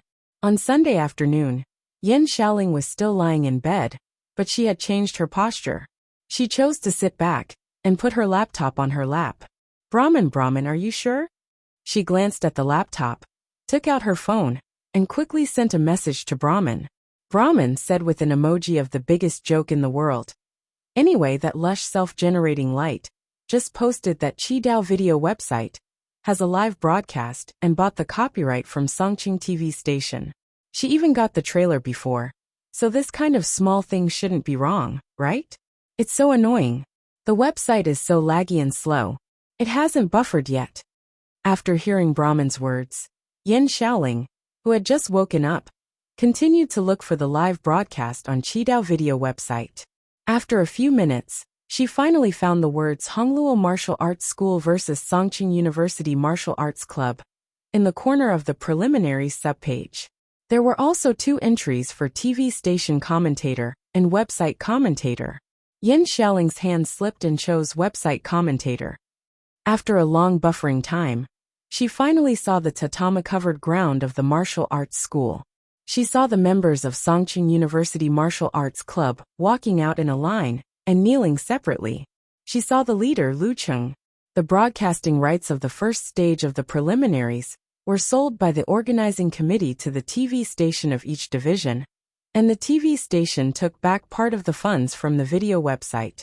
The funds that flowed to the organizing committee would eventually be used to pay for the fighters' insurance the running cost of the competition, and the broadcasting share of the quarterfinals. Because there was no registration limit, it was impossible to get a share of the profits once the competition started. That way, most of the fighters would scam the funds. Only after 7 or 8 competitions, and reaching the top 8 of the division, would be qualified to profit from the preliminaries. Hey, it's true. Yin Xiaoling sent a message to Brahmin happily. Brahmin replied quickly, I saw it too. My idol is becoming more and more popular. Aha! I'm going to post the link to the Longhu Club forum and show them. The two girls were busy for a while. They watched the live broadcast again nervously and excitedly, waiting for the competition to start. 2 minutes before 3 o'clock, Zhao Chang, Qiu Zhigao, and Zhang Jingye finally beat the weekend traffic jam and arrived at Hongluo Martial Arts School in time. They were followed by 4 girls who looked quite studious, but were all dressed quite fashionably. Looking around, Zhao Chang saw Kai Zongming and pointed at him happily. Let's go there. The spectator seats, left for the visiting team, were sparse and spacious. Kai Zongming greeted them warmly and helped to arrange the seats for the girls. He secretly complained to Zhao Chang and Qiu Zhigao. The aesthetic standards of art students are indeed different from us normal people. At this age, shouldn't they wear clothes that accentuate their youthfulness and their original student aura? Wasn't this dressing a little too mature? If you really want to wear it, do you think you won't have the chance in a few years? Zhao Chang stole a few glances and smiled reservedly. I think it's pretty good. His black-rimmed glasses shone brightly in the sunlight outside the window. Kai Zongming chuckled and didn't say much, because the competition was about to begin. After everyone was seated, the girl sitting next to Zhang Jingye tugged at his sleeve and said with a smile, Who is the awesome roommate you were talking about? This girl had a cute and pleasing round face. She was wearing a light pink coat that was relatively less mature. She was Zhang Jingye's prospective girlfriend, Wu Qian from the Academy of Arts. Hearing her question, the other 3 girls also looked at Zhang Jingye curiously, waiting for his answer. This was the first time in their lives that they had a friend who could be broadcast live on TV. A friend of a friend of a friend. Zhang Jingye pointed at Lu Cheng, who was kneeling in the first row of the visiting team's tatami. That, do you see? The one on the far left, the one with the spirit. Wu Qian stretched her neck and giggled. Yes, I see. He's quite classy. The other 3 girls were about to open their mouths when they saw the referee in black walking to the center of the bluestone ground. He announced loudly, the first match between Hongluo Martial Arts School and Songqing University Martial Arts Club. Fang Tong versus Lu Cheng. As soon as the referee announced the match, the surrounding audience burst into applause and cheers. Although there weren't many people in the audience, they were all friends and relatives, so they tried their best. Hongluo will win, and Fang Tong will win, echoed in his ears. Lu Cheng slowly stood up and turned his head to look at Yin Zhika, without hiding anything. Yin Zhika boldly returned his gaze. Her eyes were as clear as water, like a hidden star. Her face was flushed because of excitement, nervousness, and worry. She clenched her fist and waved it. Her pink lips moved up and down as if she was mouthing cheer. With a smile on his face, Lu Cheng calmly bent down and put on his shoes. Under the unfriendly gazes of the onlookers, he walked along the aisle towards the arena at a leisurely pace. The strength in his heart gradually settled and accumulated, waiting to erupt when the battle officially began. The audience on the tatami mats was estimated to be less than 100 people. Most of them were the peripheral students of Hongluo Martial Arts School and their friends and relatives. A small number of them were the family members and friends of the participating disciples. It was definitely not comparable to the sea of people in Songqing University Martial Arts Club Stadium. But because it was close to the arena, the cheers and provocations were more impactful, as if someone was roaring next to his ear. Lu Cheng was also a martial artist who had experienced a lot, so he wasn't afraid at all. He passed through the curses, provocations, and lines of defense formed by gazes, and stepped into the arena made of bluestone ground. During this process, he could even think of some trivial things. I'm afraid this pair of shoes won't last long. After a few more fierce kicks, they will be almost useless. The road of martial arts is really expensive. On the arena, Fong Tong was already standing on the left side of the referee. His hair stood up and his momentum was fierce, as if he would explode at any moment. He was tall, over 185 meters tall, and the simple scarlet-red martial arts suit made him look like a slim-fit suit. 3 minutes. The referee looked at his watch and took a step back. Fong Tong stared at Lu Cheng and smiled contemptuously. "You're very proud, aren't you? It only took you half a year to grow from a novice with no rank to a fighter of professional ninth pin. You do have the right to be proud. But I like to fight with so-called geniuses like you the most. I like to see you flustered under my attacks. I like to see your futile struggle. I like to see your eyes doubting life after a crushing defeat. I like to see your cowering face in front of me. Do you know there was once an 18-year-old ninth pin genius fighter who was beaten by me until he cried. He cried. Hey, if you want to cry later, just cry. Don't hold it back. Go back and find your mom to comfort you." Lu Cheng listened quietly. A line of introduction on the information flashed in his mind. Fong Tong, good at trash talking, good at provocation. He closed his eyes and confirmed his fighting style one last time. Once he stepped into the arena, he would go all out and fight like a life and death battle. He would not consider holding back any trump cards. But he did not have enough life and death experience. He could only use this as a reference. With this thought, Lu Cheng recalled the details of his fight with the dark sect ninth pin. A whip kick to the temple, squeezing out 2 bloody eyeballs. A rocket-like cannon, bursting his genitals, blood and urine all over the ground.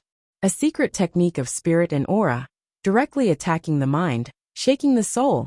Compared to the fear caused by the dark sect ninth pin, Fong Tong's trash talk was like a child scolding. Gradually, Lu Cheng ignored Fong Tong's trash talk.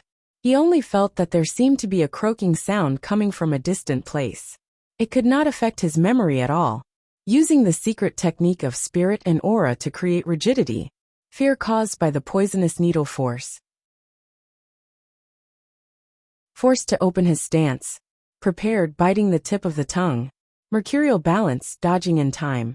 Deafening sound, skill, killing move again. 1-inch punch, supernatural ability of flame. Taking advantage of opportunity. Scenes flashed in his mind. Finally, it stopped at the scene of the dark sect ninth pin bleeding from the 7 orifices. The light in his eyes faded quickly, leaving behind a trace of unwillingness. The scene froze. Lu Cheng opened his eyes and looked at Fong Tong with eyes as cold as ice. "What's the use of training for a kid like you who hasn't been weaned yet? Really?" Fong Tong was talking enthusiastically when he was suddenly stunned by such a weak look. He did not know why, but there was a slight chill in the bottom of his heart. For a moment he was speechless. "Begin."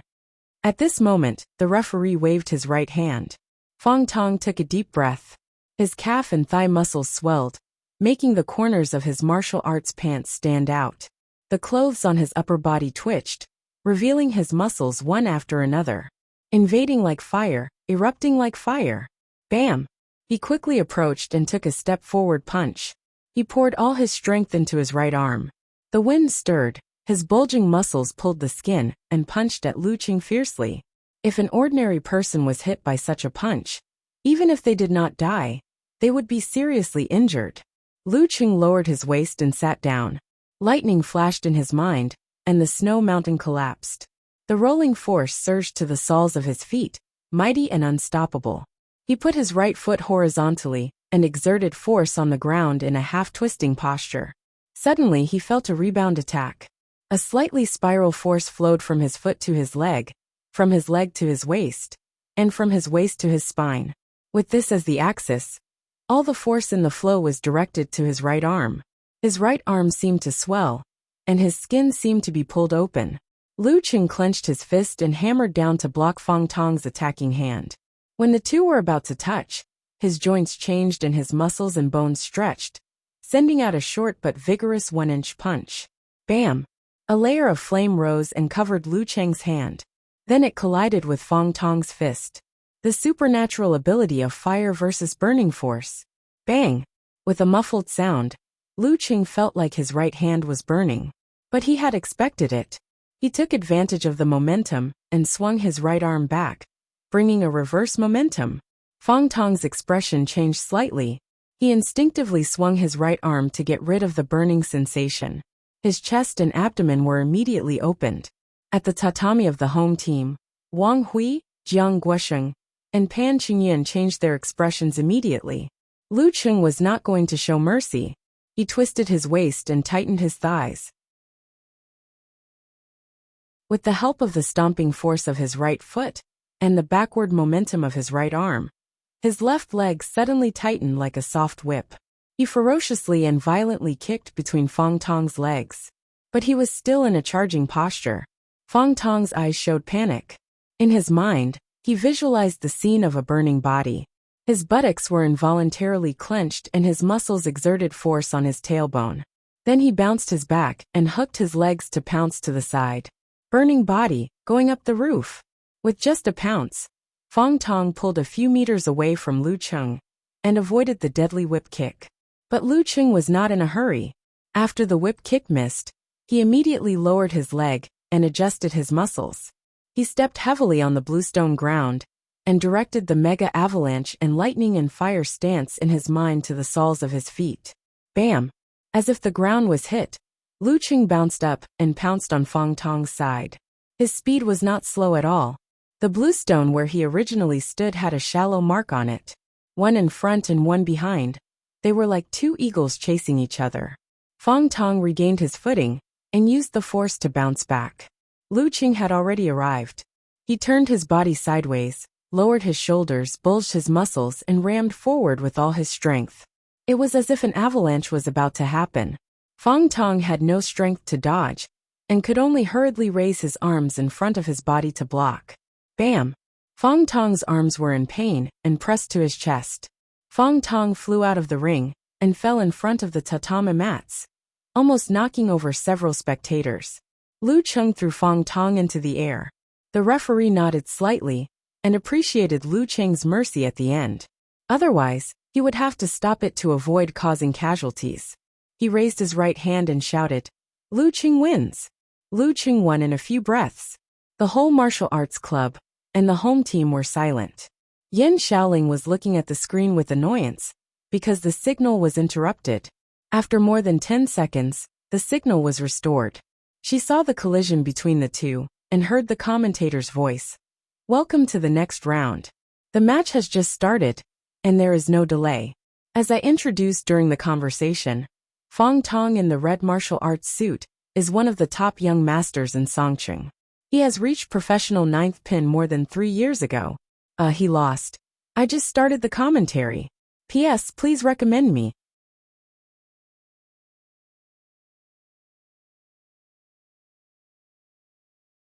Chapter 118. Yan Shaoling was as confused as the commentator. Not long after the signal was restored, she saw Fong Tong running away in a hurry, and Lu Cheng running after him. Before she could figure out what had happened, she had to face the final result. The result was certainly gratifying, but the confusing and short process made her somewhat unable to believe that it was real. She deeply suspected that after the signal was cut off, someone had faked the live broadcast and hired two actors who looked somewhat similar to each other to fake the fight, just like an old gambling movie she had watched before. The commentator was silent for a moment and finally recovered. "Hello everyone, I'm Wang Peng. Welcome to the first live broadcast of this year's preliminaries of Songqing Division. The first match just ended. Fong Tong from Hongluo Martial Arts School versus Lu Cheng from Songqing University Martial Arts Club. Both sides fought fiercely, and the winner was decided within a few moves. This made me very confused, and I believe that everyone is the same. Now let's review the fight just now and figure out what happened." The scene changed and the replay started. Yan Shaoling opened her mouth slightly and stared at the screen like a child. In less than 10 seconds she suddenly exclaimed, "Fire!" While the exclamation was still echoing, she, who had been influenced by the internet for a long time, had already understood. She let out a burst of forthright laughter and said to herself in surprise and delight, "Lu Cheng has supernatural power. He has never used it before. He hit it so well. Ha ha ha ha, I like it." She picked up her phone and sent a voice message to Brahman. "Brahman, did you see it? Lu Qing is so handsome, so handsome. Brahman also replied with an excited voice message. I saw it, I saw it. So handsome. I never thought he had supernatural power. He is indeed a hidden and mysterious master. Get out of the way. I'm going to be infatuated.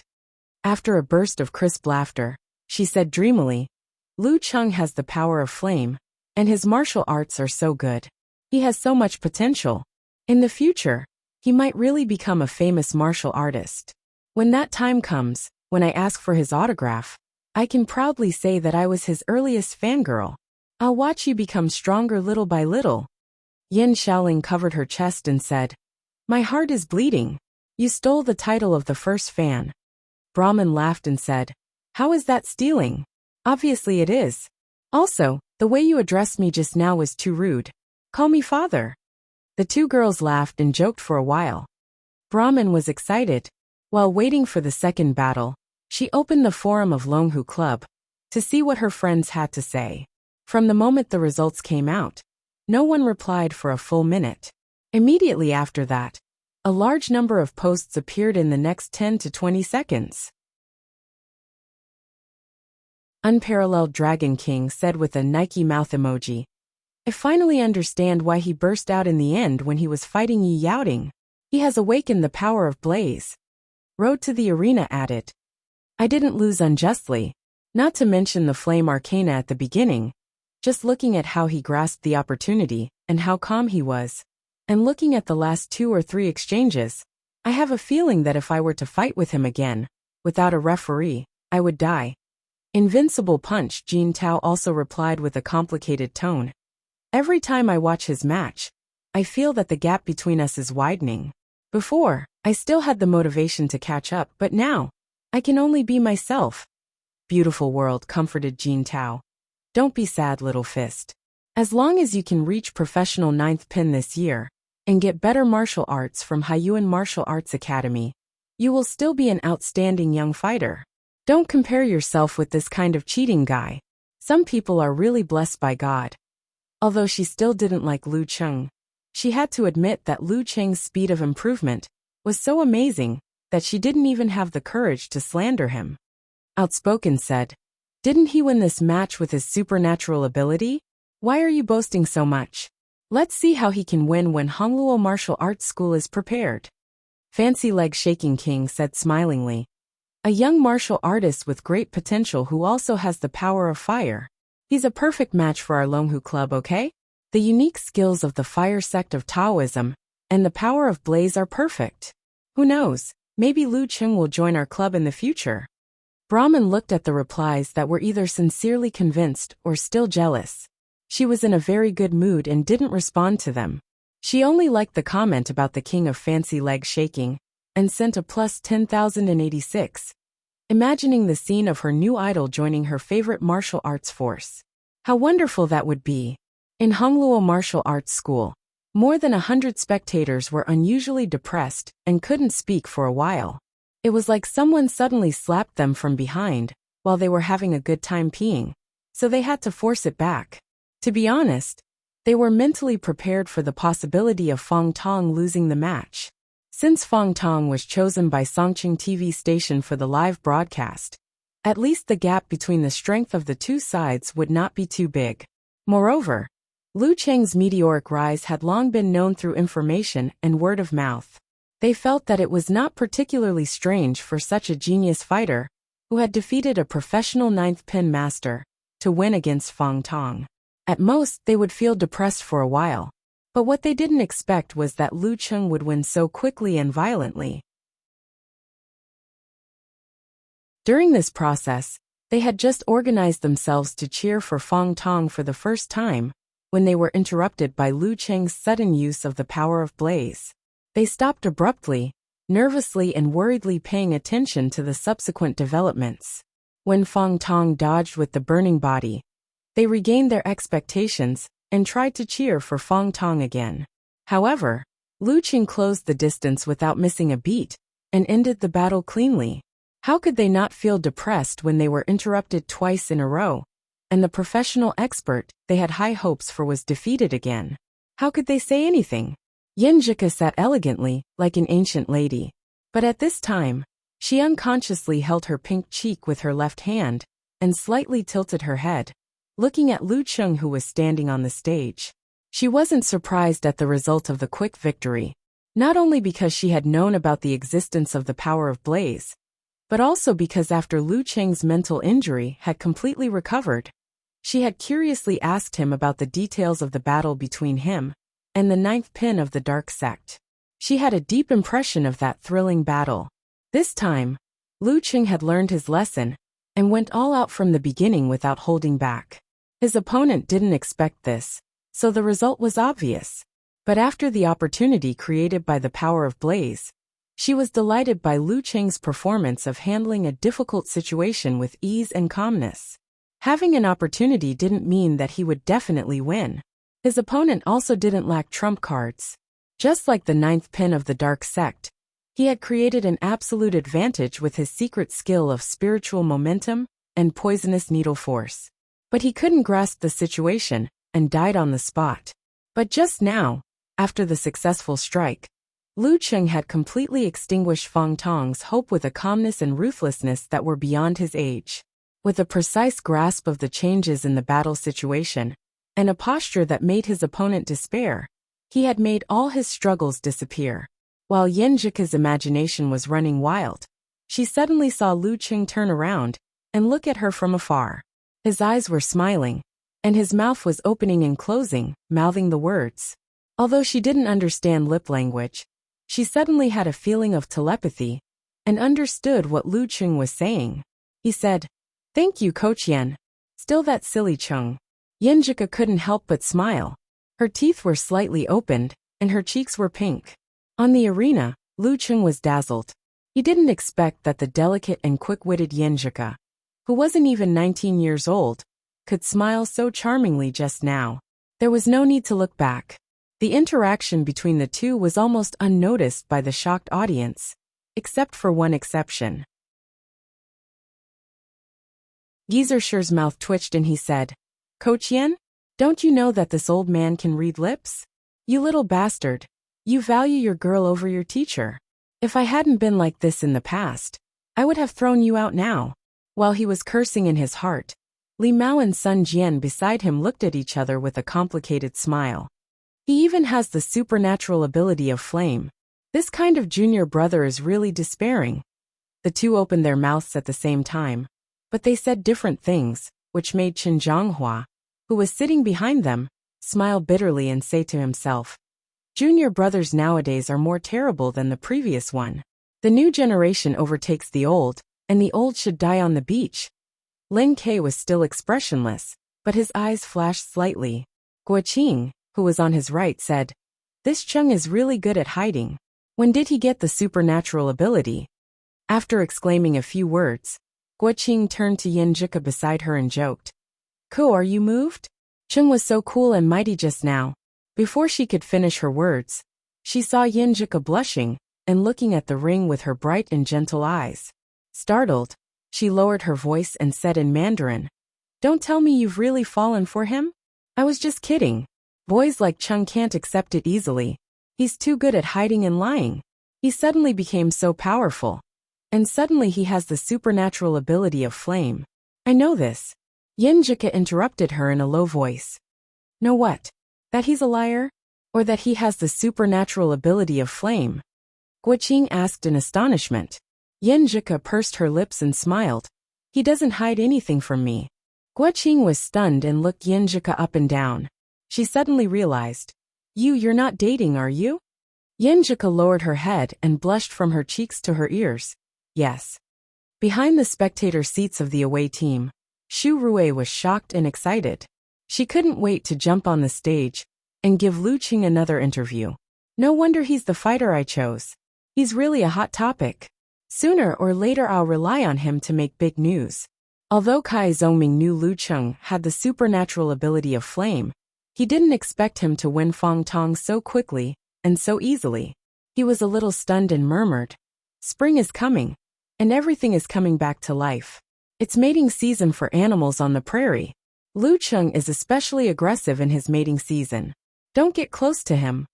Wu Qian and the other girls chuckled, and looked at Lu Cheng with curiosity and admiration. So handsome. He's really a master. Hee, do you like him? How about asking Wu Qian to get you a contact number? While whispering, Wu Qian pulled Zhang Jingye with a smile. Does your classmate have a girlfriend? Zhang Jingye thought for a while and said, probably not, but he has a target. During the get-together, the boys all saw that Lu Cheng was interested in Yinjika. Who? Wu Qian and others gossiped. Zhang Jingye pointed at Yinjika, that girl. The girls stared at him and were suddenly speechless. After a long time they said, what a beautiful girl. Zhao Chang and Qiu Zhigao didn't join their discussion. They looked at each other and were surprised by Lu Cheng's charm in the arena. Although Lu Cheng had undergone a lot of changes in the past semester, as a roommate who saw him every day, he was relatively slow to notice. It wasn't until now that he realized that his inconspicuous and ordinary roommate actually had the demeanor of a master. Looking at Fang Tong, who came back dejectedly and unwillingly, Wang Hui swallowed his comforting words and said with a straight face, do you think that the other party relied on the element of surprise to defeat you so easily? No. Fang Tong answered sullenly, but the expression on his face was contrary to his words. Wang Hui snorted and said, what he showed later was not simple. He should have had the experience of a life-and-death battle. A life-and-death battle? Jiang Guosheng and Pan Qingyan asked at the same time. Fang Tong also raised his head. Yes, once they fight, they will not hold back. They will be fierce, and the winner will be decided in a few moves. Wang Hui closed his eyes and said, if he is still alive after a life-and-death battle, it can only mean one thing. His opponent is dead, killed by him. Jiang Guosheng was startled when he heard this. It wasn't that he had never fought on the streets before, but he had always helped his friends bully martial artists who were weaker than him. Even though he had seen blood, it was useless. Facing a martial artist who had survived a life-and-death struggle, his courage immediately weakened. What kind of life-and-death battle was it? He didn't have other troubles? Or was he seriously injured? Or was there another master who stopped him in time? Seeing Fang Tong withdraw his unwillingness and anger, Wang Hui laughed and said, but you don't have to be afraid. According to my observation, his supernatural ability of flame is very weak, and his strength is much lower than Guosheng's. Guosheng, once you are prepared, you will have no problem defeating him. And I don't have to worry about one thing anymore. His last burst of strength when he fought with Yi Yaoding was not a unique skill, but a talent awakening. It will be hard to have a second chance. Jiang Guosheng gradually calmed down and regained his confidence. Pan Qingyan and Fang Tong nodded slightly and walked out of their emotions.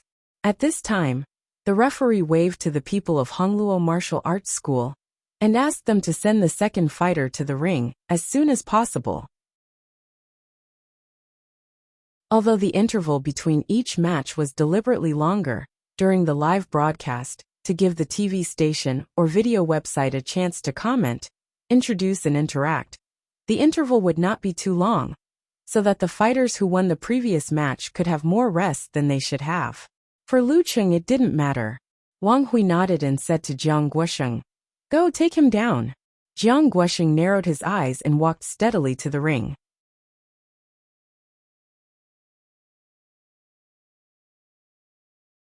Chapter 119. Jiang Guosheng's physique was robust, and his back was straight as he slowly walked over. Not only did he show his steadiness, but he also displayed the manly spirit of a martial artist. He controlled his speed, and every step he took was rhythmic. It was like he was beating a drum again and again, exploding with each step, pushing his aura to its peak. Fire-like invasion, momentum first. In the face of Jiang Guosheng's constant pressure, the Songqing University Martial Arts Club was at ease. They were not worried or nervous at all. For them, Lu Cheng's quick victory over Jiang Guosheng had already fulfilled his responsibility as the vanguard. Next, they just needed to exhaust Jiang Guosheng's strength a few more times to make him lose in the following matches. Then, they would be able to clinch victory. As for whether Lu Cheng could exhaust Jiang Guosheng a few more outbursts, it was needless to ask.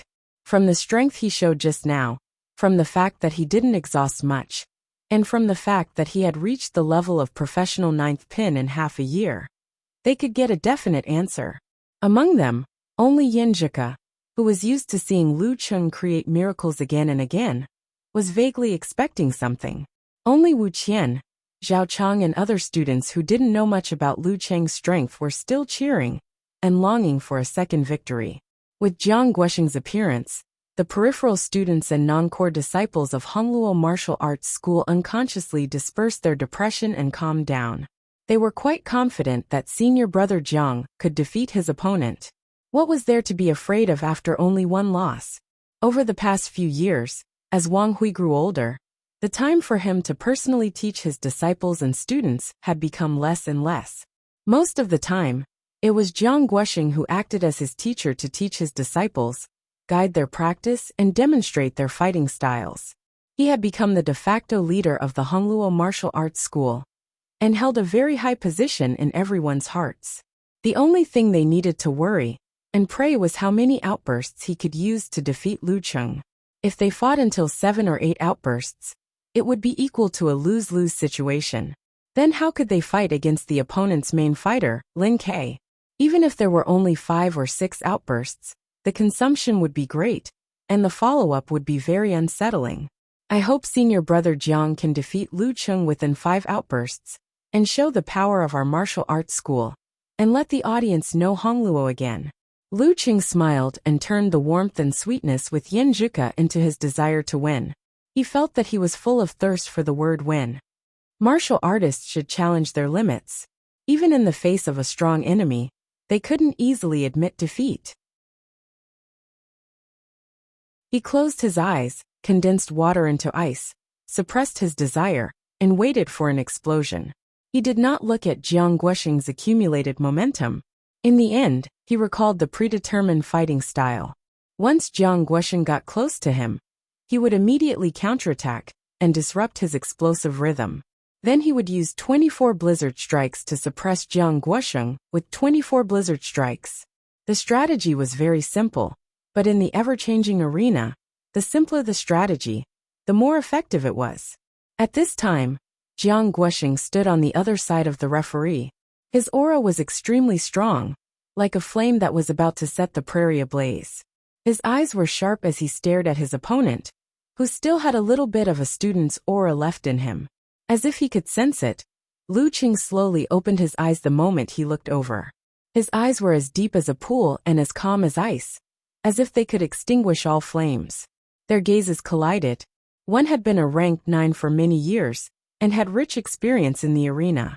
The other was a rising star, who had fought life and death battles before. There was no flicker or flinching in their gazes. They fought to a draw. The referee did not wait any longer. He raised his right hand and swung it down heavily. Second round, begin. As soon as he finished speaking, Jiang Guosheng's temples bulged. The muscles of his thighs and calves suddenly swelled and pushed up his trousers. He drove his body and pounced on Lu Cheng like a spreading fire. Lu Cheng maintained his mercurial state. He bounced his back and swung his center of gravity. He suddenly dodged to the side. Like a ghost, he was a few meters away in a flash. Jiang Guosheng wasn't surprised. He was prepared for this.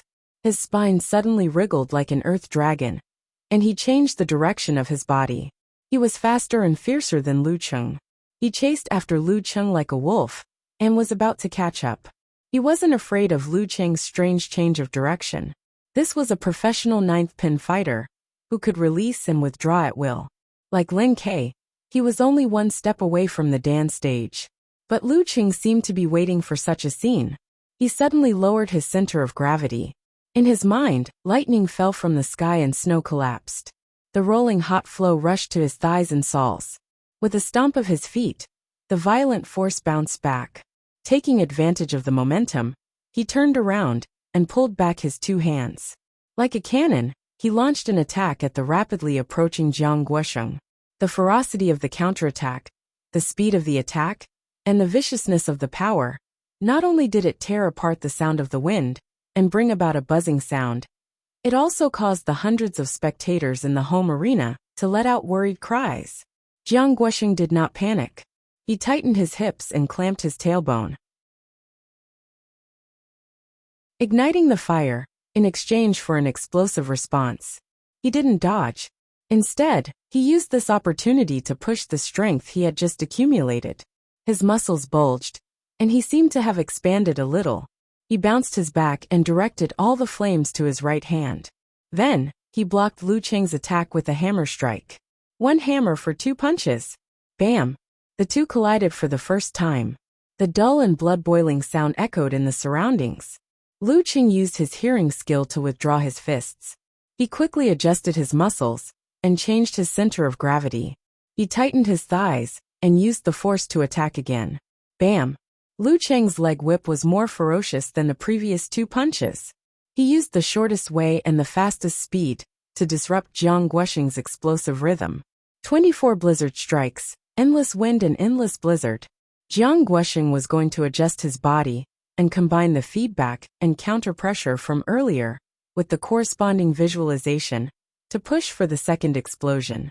However, the image of the spreading flames appeared in his mind, and before his muscles could expand, Lu Cheng's whip kick was already coming at him.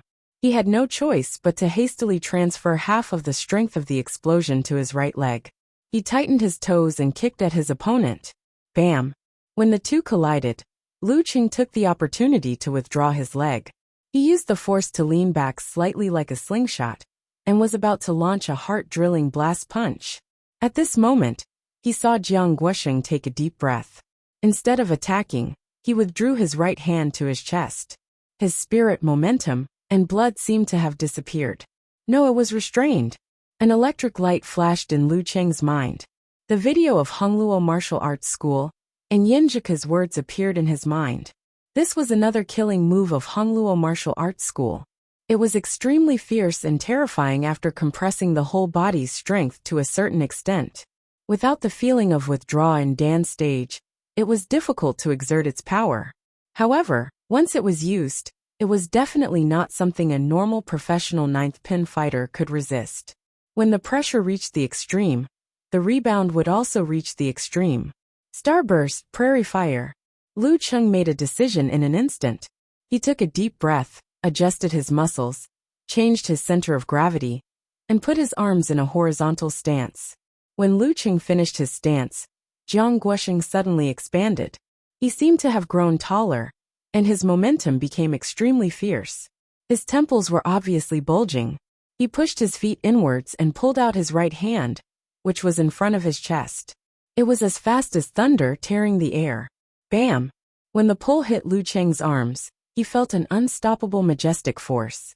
He felt a burning pain, and a piercing pain at the places of contact. It seemed that his stance was about to be broken. Fortunately, he was prepared. He didn't expect to take it head-on. He tightened his waist and back, twisted his body, and exerted force on his feet. With the help of this majestic force, he actually broke his stance and jumped back. He flew backward like a kite with a broken string. Normally, when beaten like this, he would be in a precarious situation.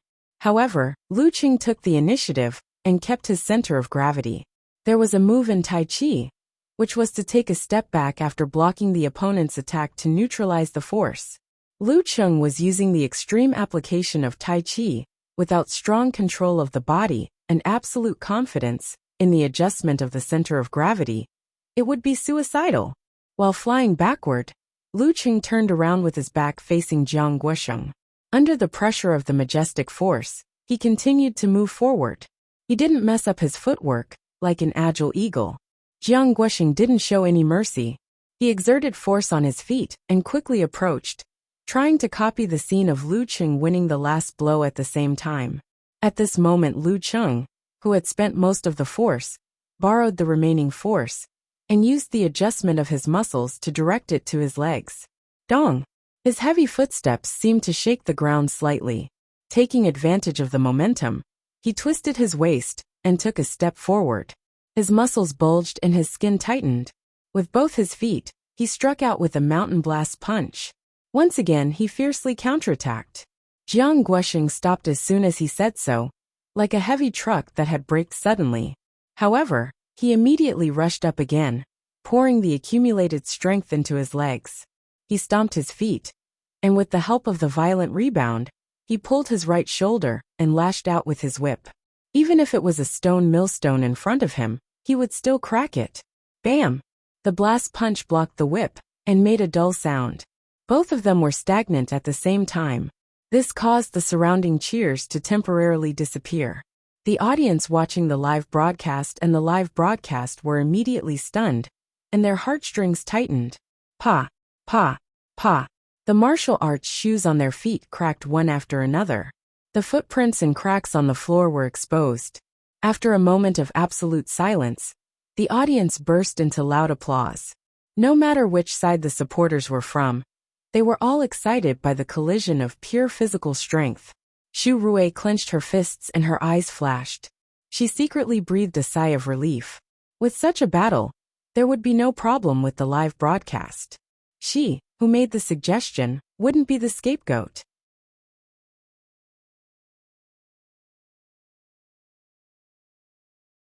Chapter 120. Pan Qingyan had straightened his back and stared at the ring. His expression was unprecedentedly serious, and his eyes were more focused than ever. It seemed that Lu Cheng was probably more powerful than he had expected. It had been more than 20 days since the end of the Warrior Sage Challenge tournament. Lu Cheng had reached the level of professional 9th pin in only 4 months. He had enough time to make another breakthrough, since he could reach the level of professional 9th pin from amateur 1st pin in 3 months. Why couldn't such a genius do more in 1 month? Moreover, he seemed to have experienced a lot of life and death battles. His momentum was not inferior to that of his fellow apprentices, who made a living in this aspect. At this moment, Lu Cheng still had shortcomings in strength and speed, but the gap between him and the professional 9th pin had been greatly shortened. Plus, his control of his body, understanding of the technique of exerting force, and the proportion of power transferred between his punches and kicks, and the degree of explosion were higher. These were enough to fill up the small gap. In other words, Lu Cheng had reached the standard of a professional 9th pin in all aspects except for his physical fitness. He had even surpassed this level in the fields of coordination, listening skill and meditation.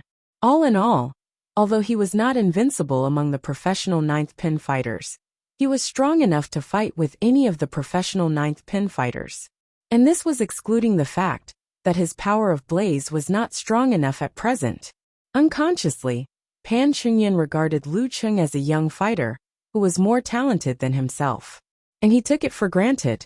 His attitude changed 180 degrees from the contempt at the beginning to a little bit too much. He has no rank yet. It is very likely that he will participate in the ranking event of professional 9th pin at the end of April. At that time, if there are only 1 or 2 applicants, it will be a narrow road. No matter how calm Pan Qingyan was, he still felt a headache. He was only officially recognized as an amateur 1st pin, and also had to participate in the ranking event at the end of April. Yenjika saw that Lu Cheng's shoes were cracked, but his figure was still standing in the ring, as if he was invincible. She felt funny and distressed at the same time. She also felt that this figure seemed to be able to withstand all the wind and rain, and bear all the responsibilities. I haven't given him a gift yet. She suddenly thought of this, feeling shy and sweet at the same time. In the arena, Lu Cheng, whose martial arts shoes were finally broken, felt unbearable soreness in his arms, as if he had been hit thousands of times. If he hadn't jumped back and neutralized his force when Jiang Guoxing used his killer move, Starburst, his stance would have been broken, and he would have lost on the spot. His arms and hands might not be able to support themselves anymore. In the following collision, his bones would either be broken or fractured. He had no way to defeat Jiang Guoxing in terms of strength. However, in a competition, pure strength was only the main factor that influenced the outcome. It wasn't the only factor. In this situation, the brave one won't win.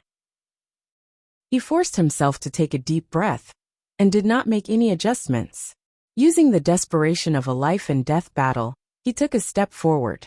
He exerted strength in his feet, and tightened his thighs. With a snap, he pulled out his right leg that was dragging behind him, and kicked straight between Jiang Guoxing's legs. Gizershur, who was sitting in a daze, slightly adjusted his posture when he saw this. He laughed in a low voice and said, "You're quite sharp." Wang Hui from Hongluo Martial Arts School frowned and muttered to himself, "If it's Feng Tong." While Jiang Guoxing was taking a breather and preparing for the fourth explosion, he saw Lu Qing take a step forward and pull back his leg. Instead of retreating, Lu Qing rushed forward, showing an aura of either Jiang Guoxing's death or Lu Cheng's. Jiang Guoxing panicked and channeled the strength he had just accumulated into his right leg. He straightened it and waved it like a soft whip, whistling towards Lu Qing. Bang! Without shoes, the two legs collided in midair and then retracted. Lu Qing quickly tapped the ground with the tip of his foot and bounced his back. He immediately shifted his position and flashed to Jiang Guoxing's side. Lowering his waist, he raised his right hand and ferociously chopped downwards towards his opponent's temple.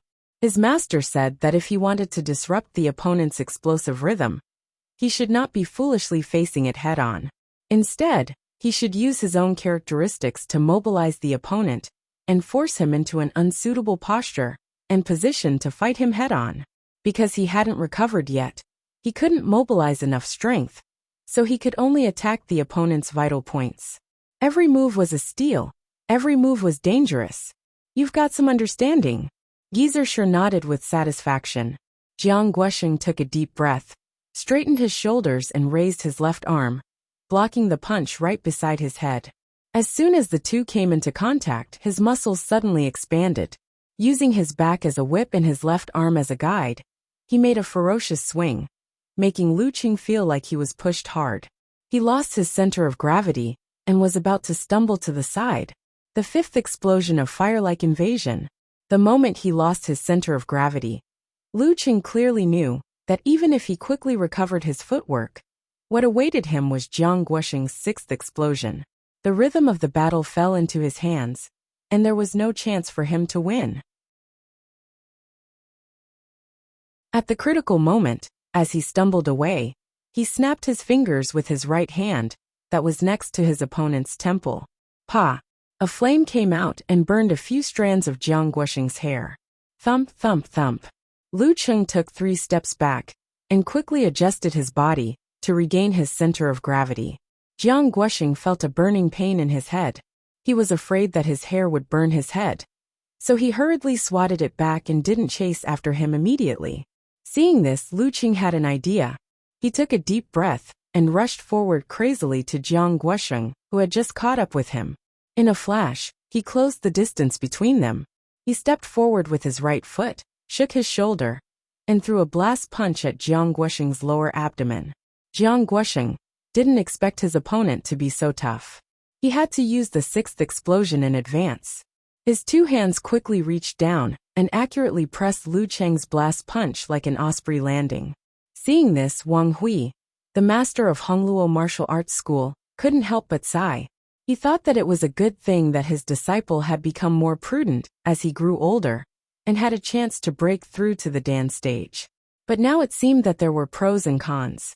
If he didn't force him into a corner, he wouldn't dare to take risks and risk his life. If it were Feng Tong, he wouldn't have taken a breather. He wouldn't have cared whether his hair was lit or not. When you create an opportunity, you have to seize it regardless of your own safety. This is the true essence of fire-like invasion. Compared to Lu Qing, the difference between Jiang Guoxing and Lu Qing was not only that Jiang Guoxing did not have the experience of a life-and-death battle, which could be made up for by his rich experience in arena battles, but also that he was no longer as hot-blooded and courageous as he was when he was young. Originally, a person without hot-blooded and courageous courage would have their own routines and advantages, but the fighting style of Hongluo Martial Arts School was called fire-like invasion, and the contradiction between the two was his biggest problem. Today it would depend on whether or not his strength could solve this problem. Bang! Lu Cheng's blast punch was just stopped by Jiang Guoxing. He shook his right arm and flicked his wrist, slipping out from between Jiang Guoxing's hands.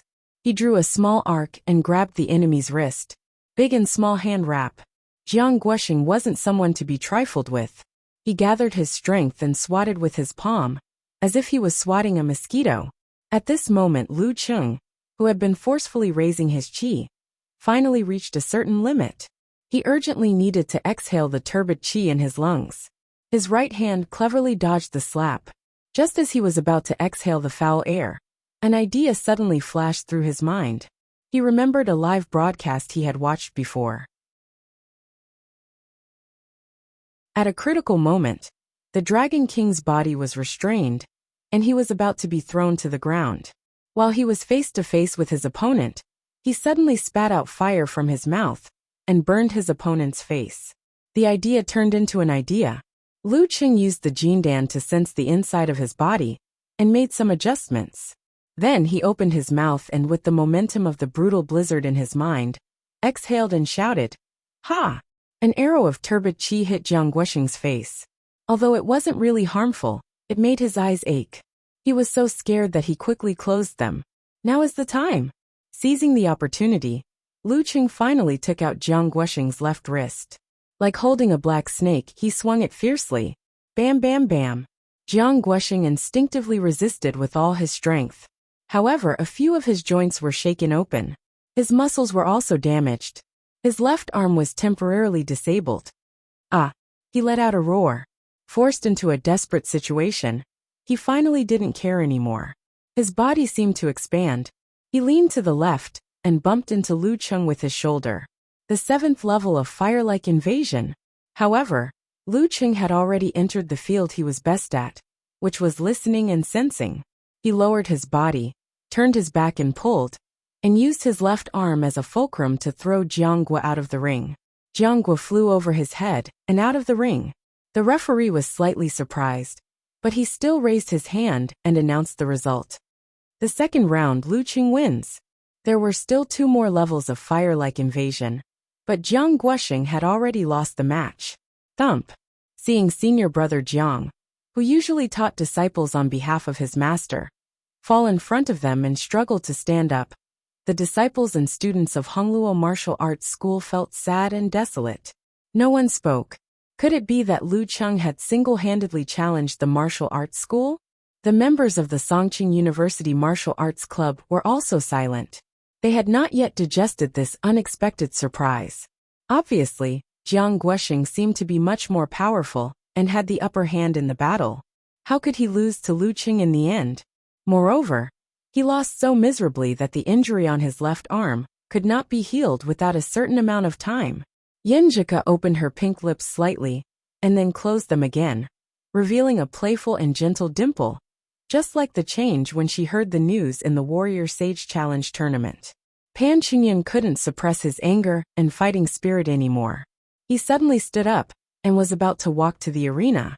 At this time, Lu Qing, who was happy and complacent, shook his arm and rubbed his fist. He felt that his bones were still a little painful. If he continued to fight, he was afraid that he would be injured. But his opponent was only of amateur first pin. Since he was in the limelight, he had to leave some leftovers for his brother-in-law, right? Therefore, when Pan Qingyan came to him, he turned around and left the arena with his bare feet. He didn't even look at his opponent. He left. Pan Qingyan was stunned on his way out. Just like that. I'm not of amateur first pin. I'm of professional 9th pin. P.S. Based on your request, I'm updating in advance. Please recommend me in addition. I have some content from Midnight Newspaper on my Signal Wuzhe 1985. You are welcome to read it.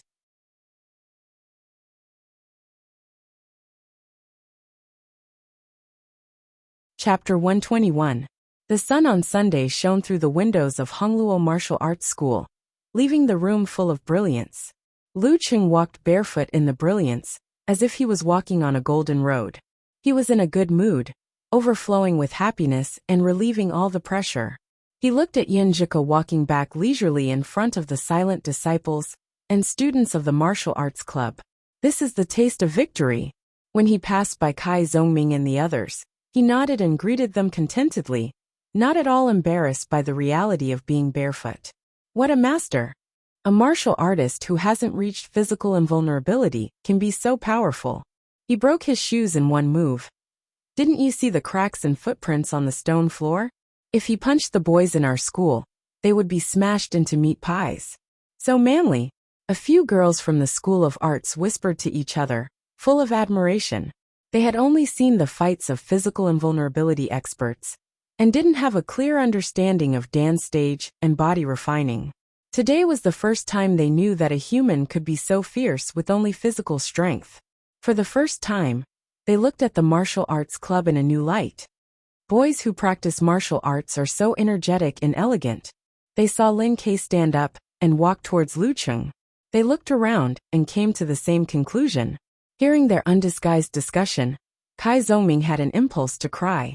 If he hadn't been lazy last year and joined the special training of the martial arts club, he wouldn't have been able to defeat Cheng. He's a freak. Zhang Jingye was a little jealous.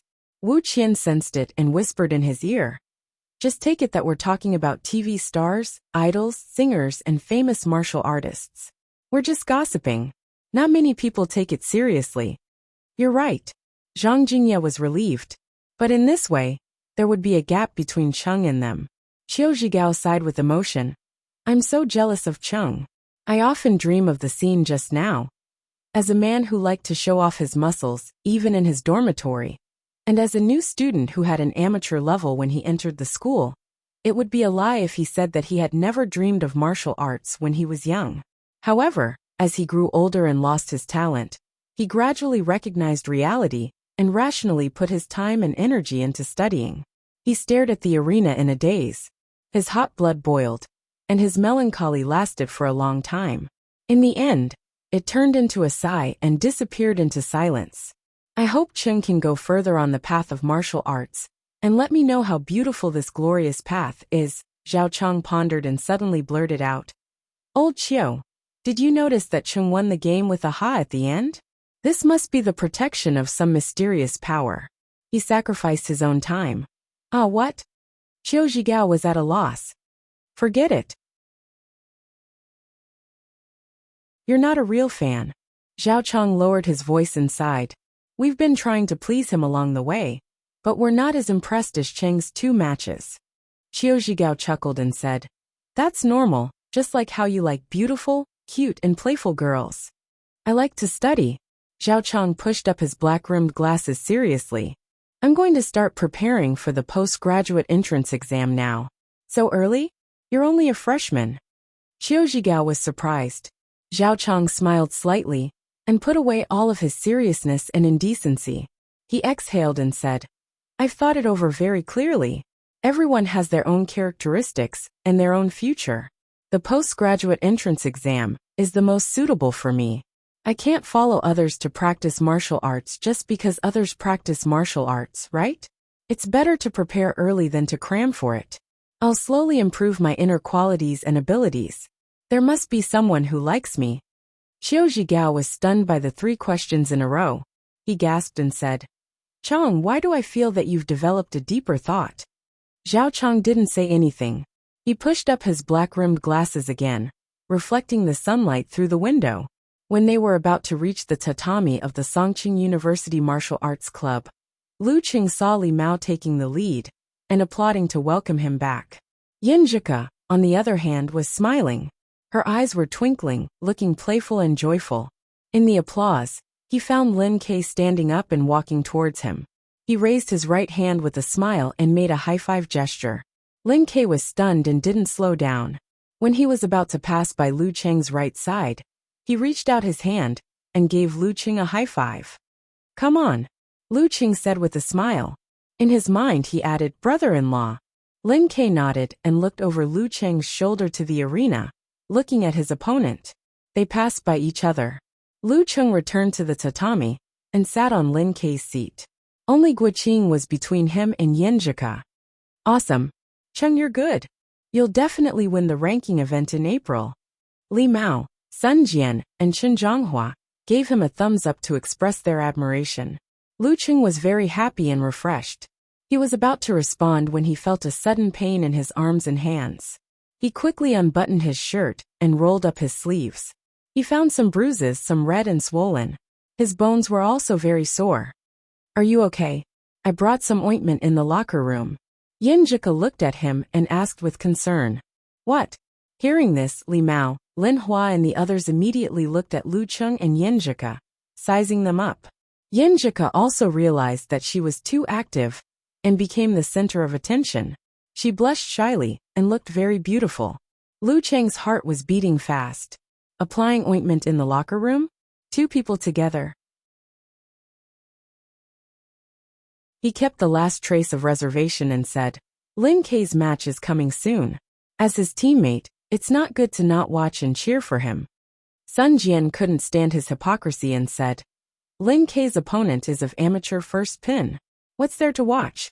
Go and apply the ointment. Don't leave any hidden injuries that will affect next week's match. Okay. Lu Cheng was waiting for others to persuade him.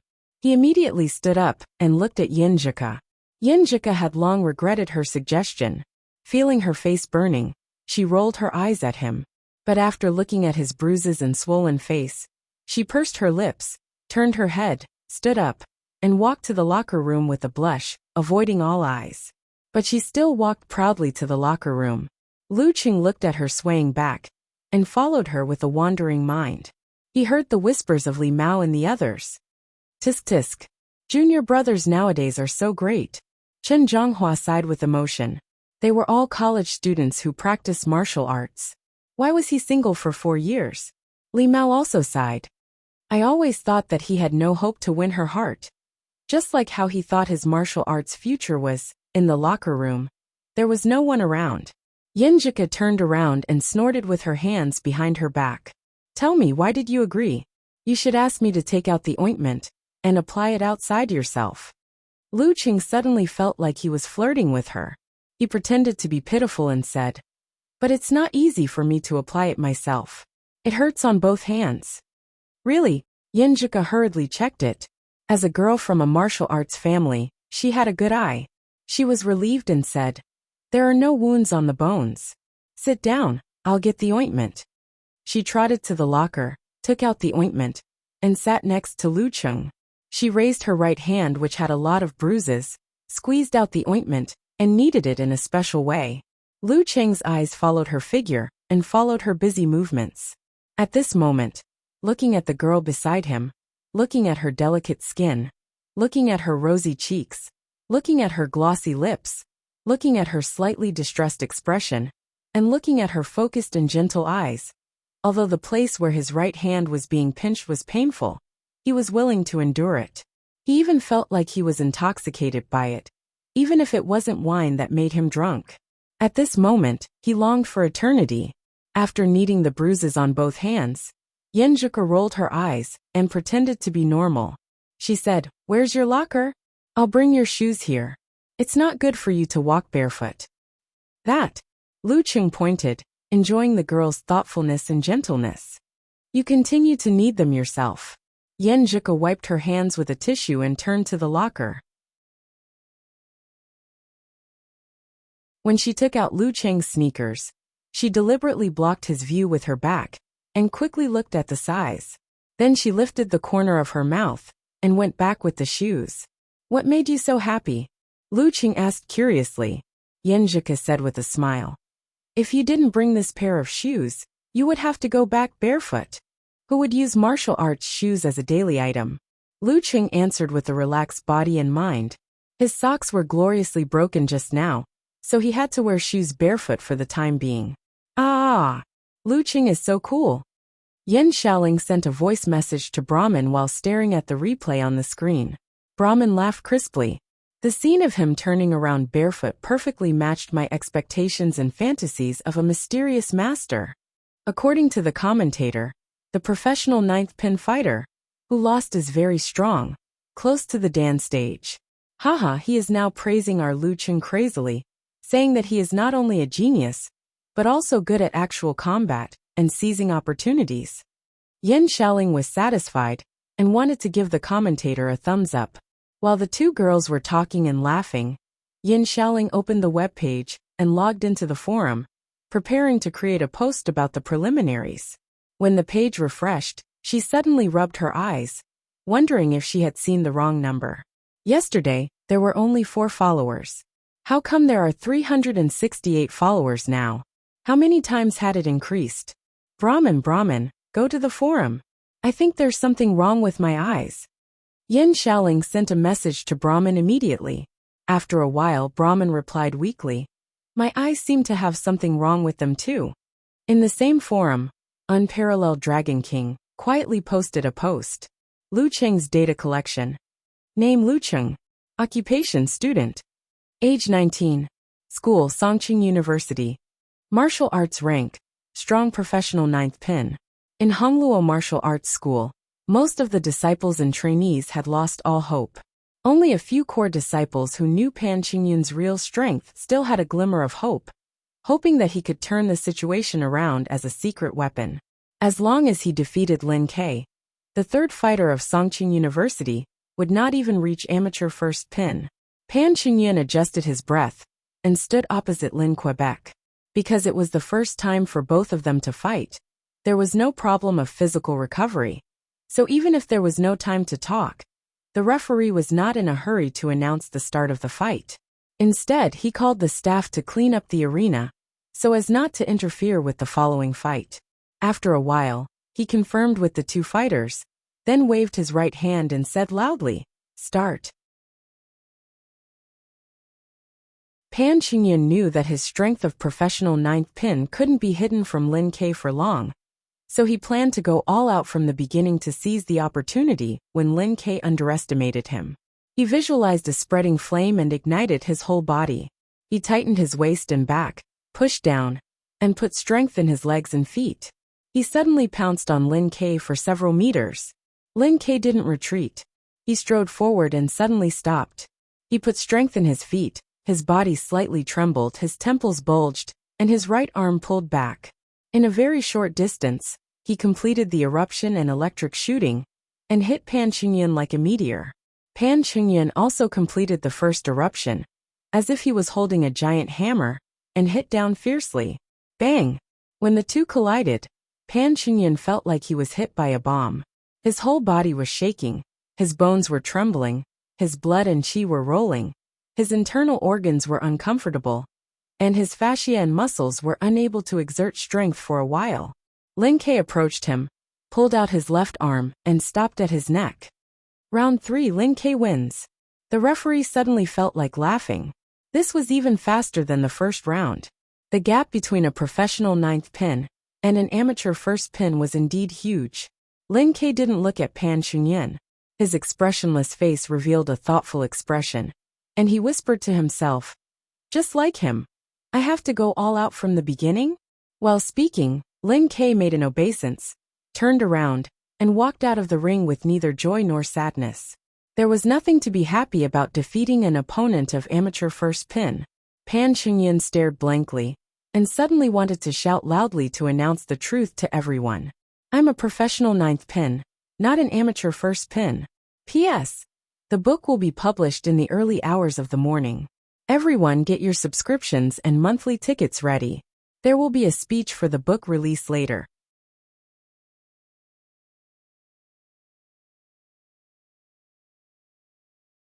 Chapter 122.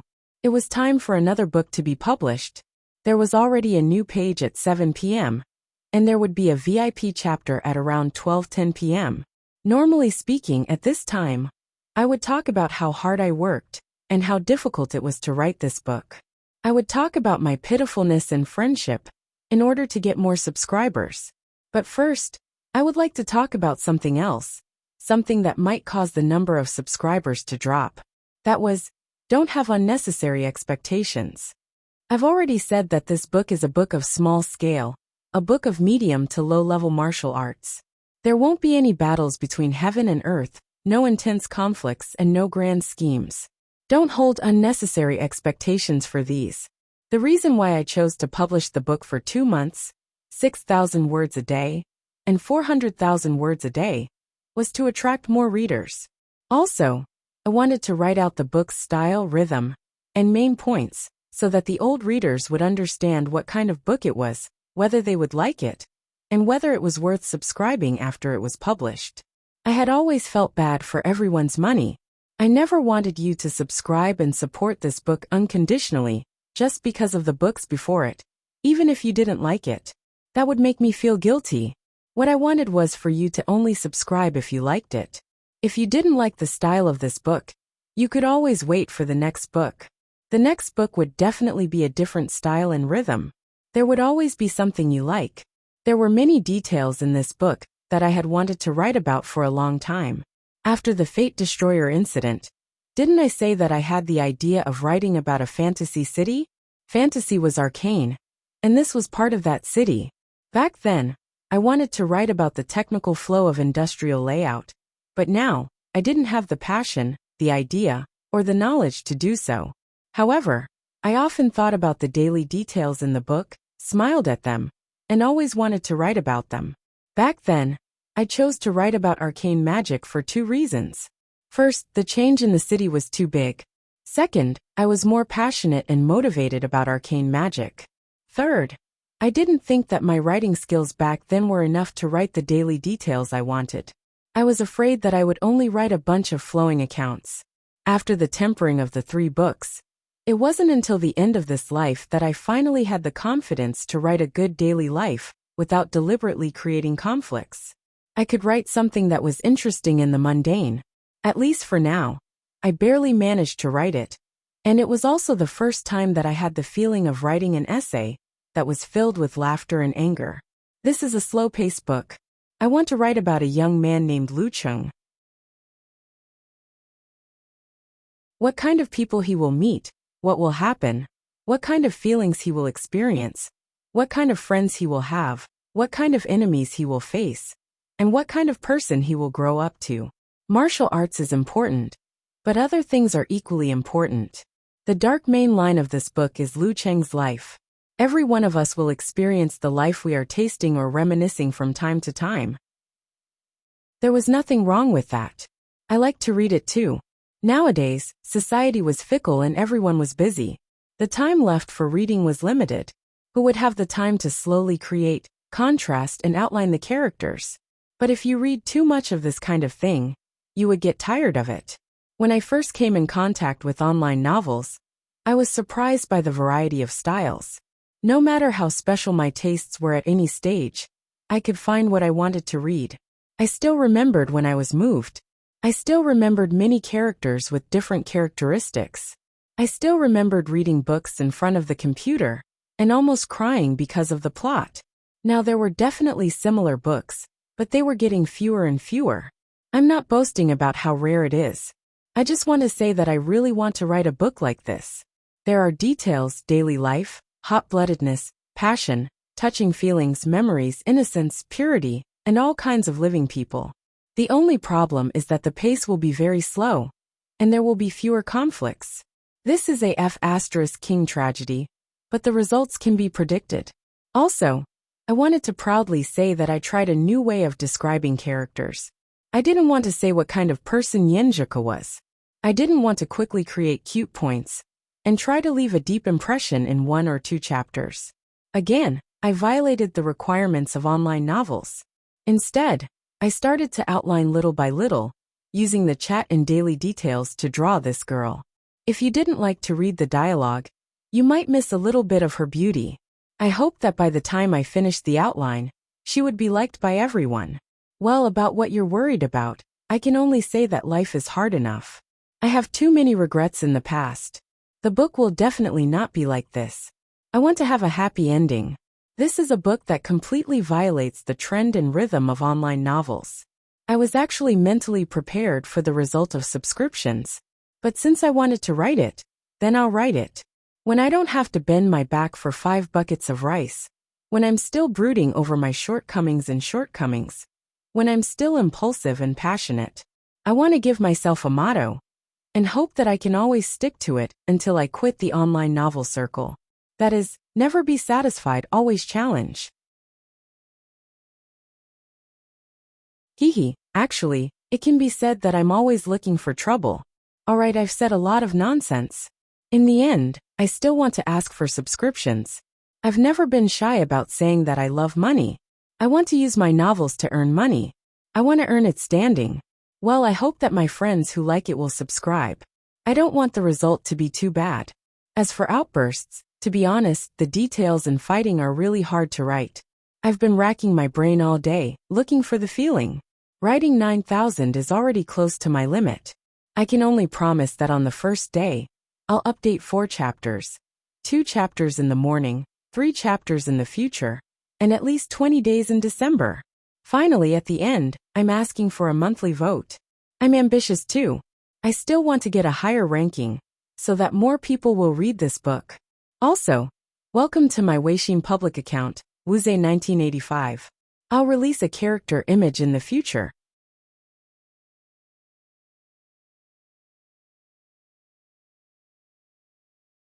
Chapter 123. Wang Hui, the principal of Hongluo Martial Arts School, looked at Jiang Guosheng, who came back with a depressed face, and then at Pan Chunyin, who was dumbstruck on the arena. He suddenly sighed deeply. It was good that they lost. It was a setback for them, so that they wouldn't become self-righteous if they always stayed in the Songqing Martial Arts School circle.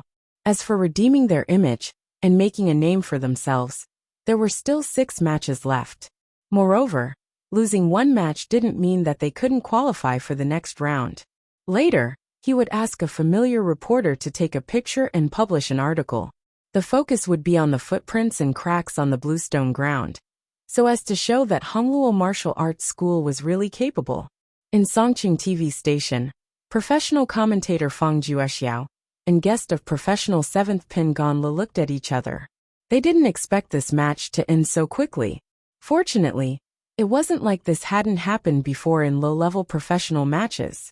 The TV stations would ask for a few matches to be aired at different times, so that they could prepare for the broadcast. After the director's instructions, Fang Juexiao returned to normal. He smiled at the camera and said, "The 3rd match ended so quickly. I thought Lu Cheng's victory over Fang Tong was already very fast.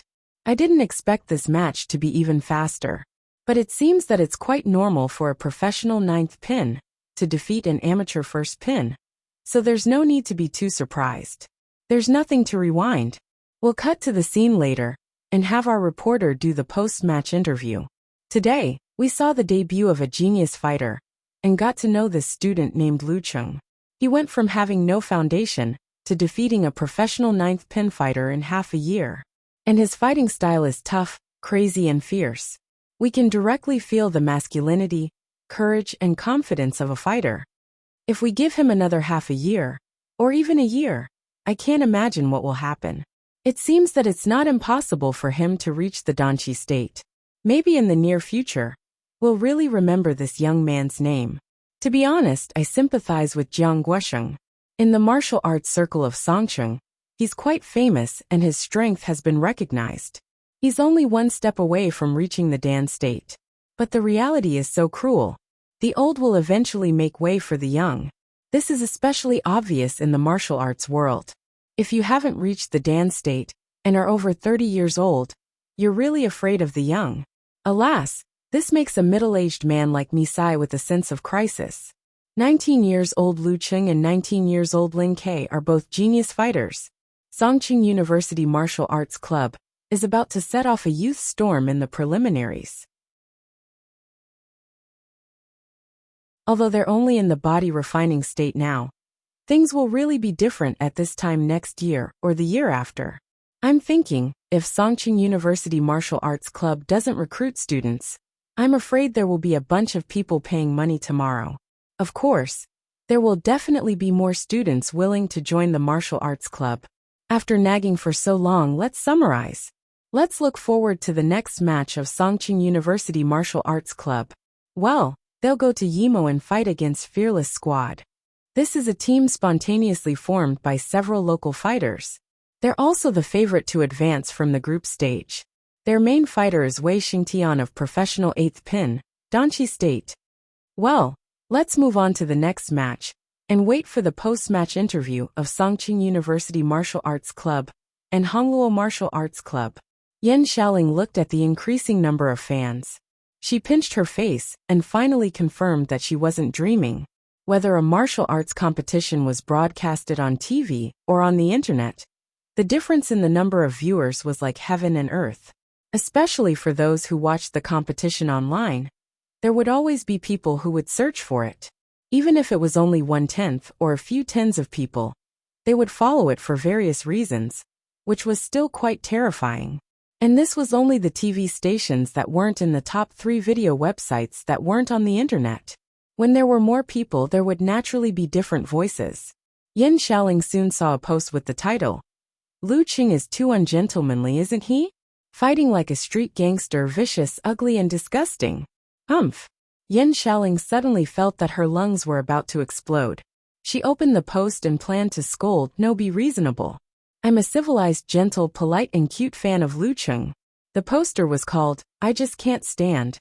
He wrote eloquently, "Greeting people between their legs for no reason. Lu Qing is really dark. Doesn't he have the demeanor of a master? He even breathed in people's faces. Doesn't he find his mouth smelly?" Yin Xiaoling scrolled down and was about to reply when she saw Unparalleled Dragon King posted a picture of Dragon King breathing fire in his opponent's face. Dragon King passed by shamefully, he replied. A new follower named Nyechichi followed closely, with a picture of warrior sage Qian Donglu slapping his opponent's crotch. She added, "Warrior sage silently gave it a like." Blood-sucking cat followed closely. Dong Baxian was scared and called him an idiot. This sentence was followed by a picture of Yinzhao Hall Master Dong Baxian when he was young. Yin Xiaoling read the replies one by one. Her anger gradually faded, and she was constantly amused. She felt that the netizens of her forum were so talented. She suddenly felt that it was silly and cute to reason with them in a serious manner. So she exited the forum and pushed the post reported by her fans to the top. She replied, "Come and check in, everyone." At this moment, she was filled with a sense of achievement and happiness. She saw that the forum finally improved under her and Brahman's care. It was as if the two of them had accompanied Lu Qing's growth bit by bit. Looking at the increasing number of fans, she laughed foolishly. Looking at it, she laughed foolishly. Looking at it, she laughed foolishly again. Xu Rui suddenly felt a toothache when she saw Lin Ke beat Pan Qingyan. Today's match was wonderful, but it was too short. Normally speaking, a 3-person selection match would last half an hour. If the match was a little longer, more anxious, and the strength of the two sides was about the same, and there were a little more matches, this goal could be easily achieved. But now, she looked at the watch on her wrist, and found that the time was fixed at 3:11. And this match started at 3 o'clock sharp, deducting 3 minutes of conversation time, cleaning up the arena, and deliberately extending the time in between. How long would the real battle last? And this was mainly focused on the second match, Lu Qing versus Jiang Guosheng. Those guys in the advertising department will draw circles and curse me. Xu Rui restrained her feelings and laughed at herself. She held the microphone and walked to Lin Ke, who was leaving the arena. She was quickly thinking about the interview in her mind. For Lin Ke, defeating a fighter of amateur first pin was nothing to say. It was not newsworthy. She had to change her angle.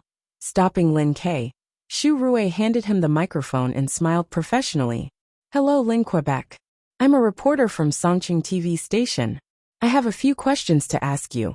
Your fighting style just now seemed a little different from before." As a reporter who focused on martial arts, she had a good eye. Lin Ke said coldly, "Shouldn't I go all out from the beginning? Well, you didn't do that before. And your opponent was of amateur first pin." Xu Rui almost choked. Pan Qingyan looked at them from the arena and heard the conversation. He felt sad. "I'm of professional 9th pin." To this question, Lin Ke answered matter-of-factly, "People change. That's so reasonable. I don't know what to say." Xu Rui smiled stiffly and changed the topic. "What do you think of your teammate Lu Qing's performance today? He even defeated the opponent's leading general. Is that out of your expectation?" Lin Ke thought for a while and said, "I do have some opinions, but I don't want to tell others." Xu Rui was dumbfounded. She stared blankly at Lin Ke, who nodded and brushed past her, heading for the tatami where the Songqing University Martial Arts Club was located. She had interviewed many Songqing martial artists, many of whom were eccentric.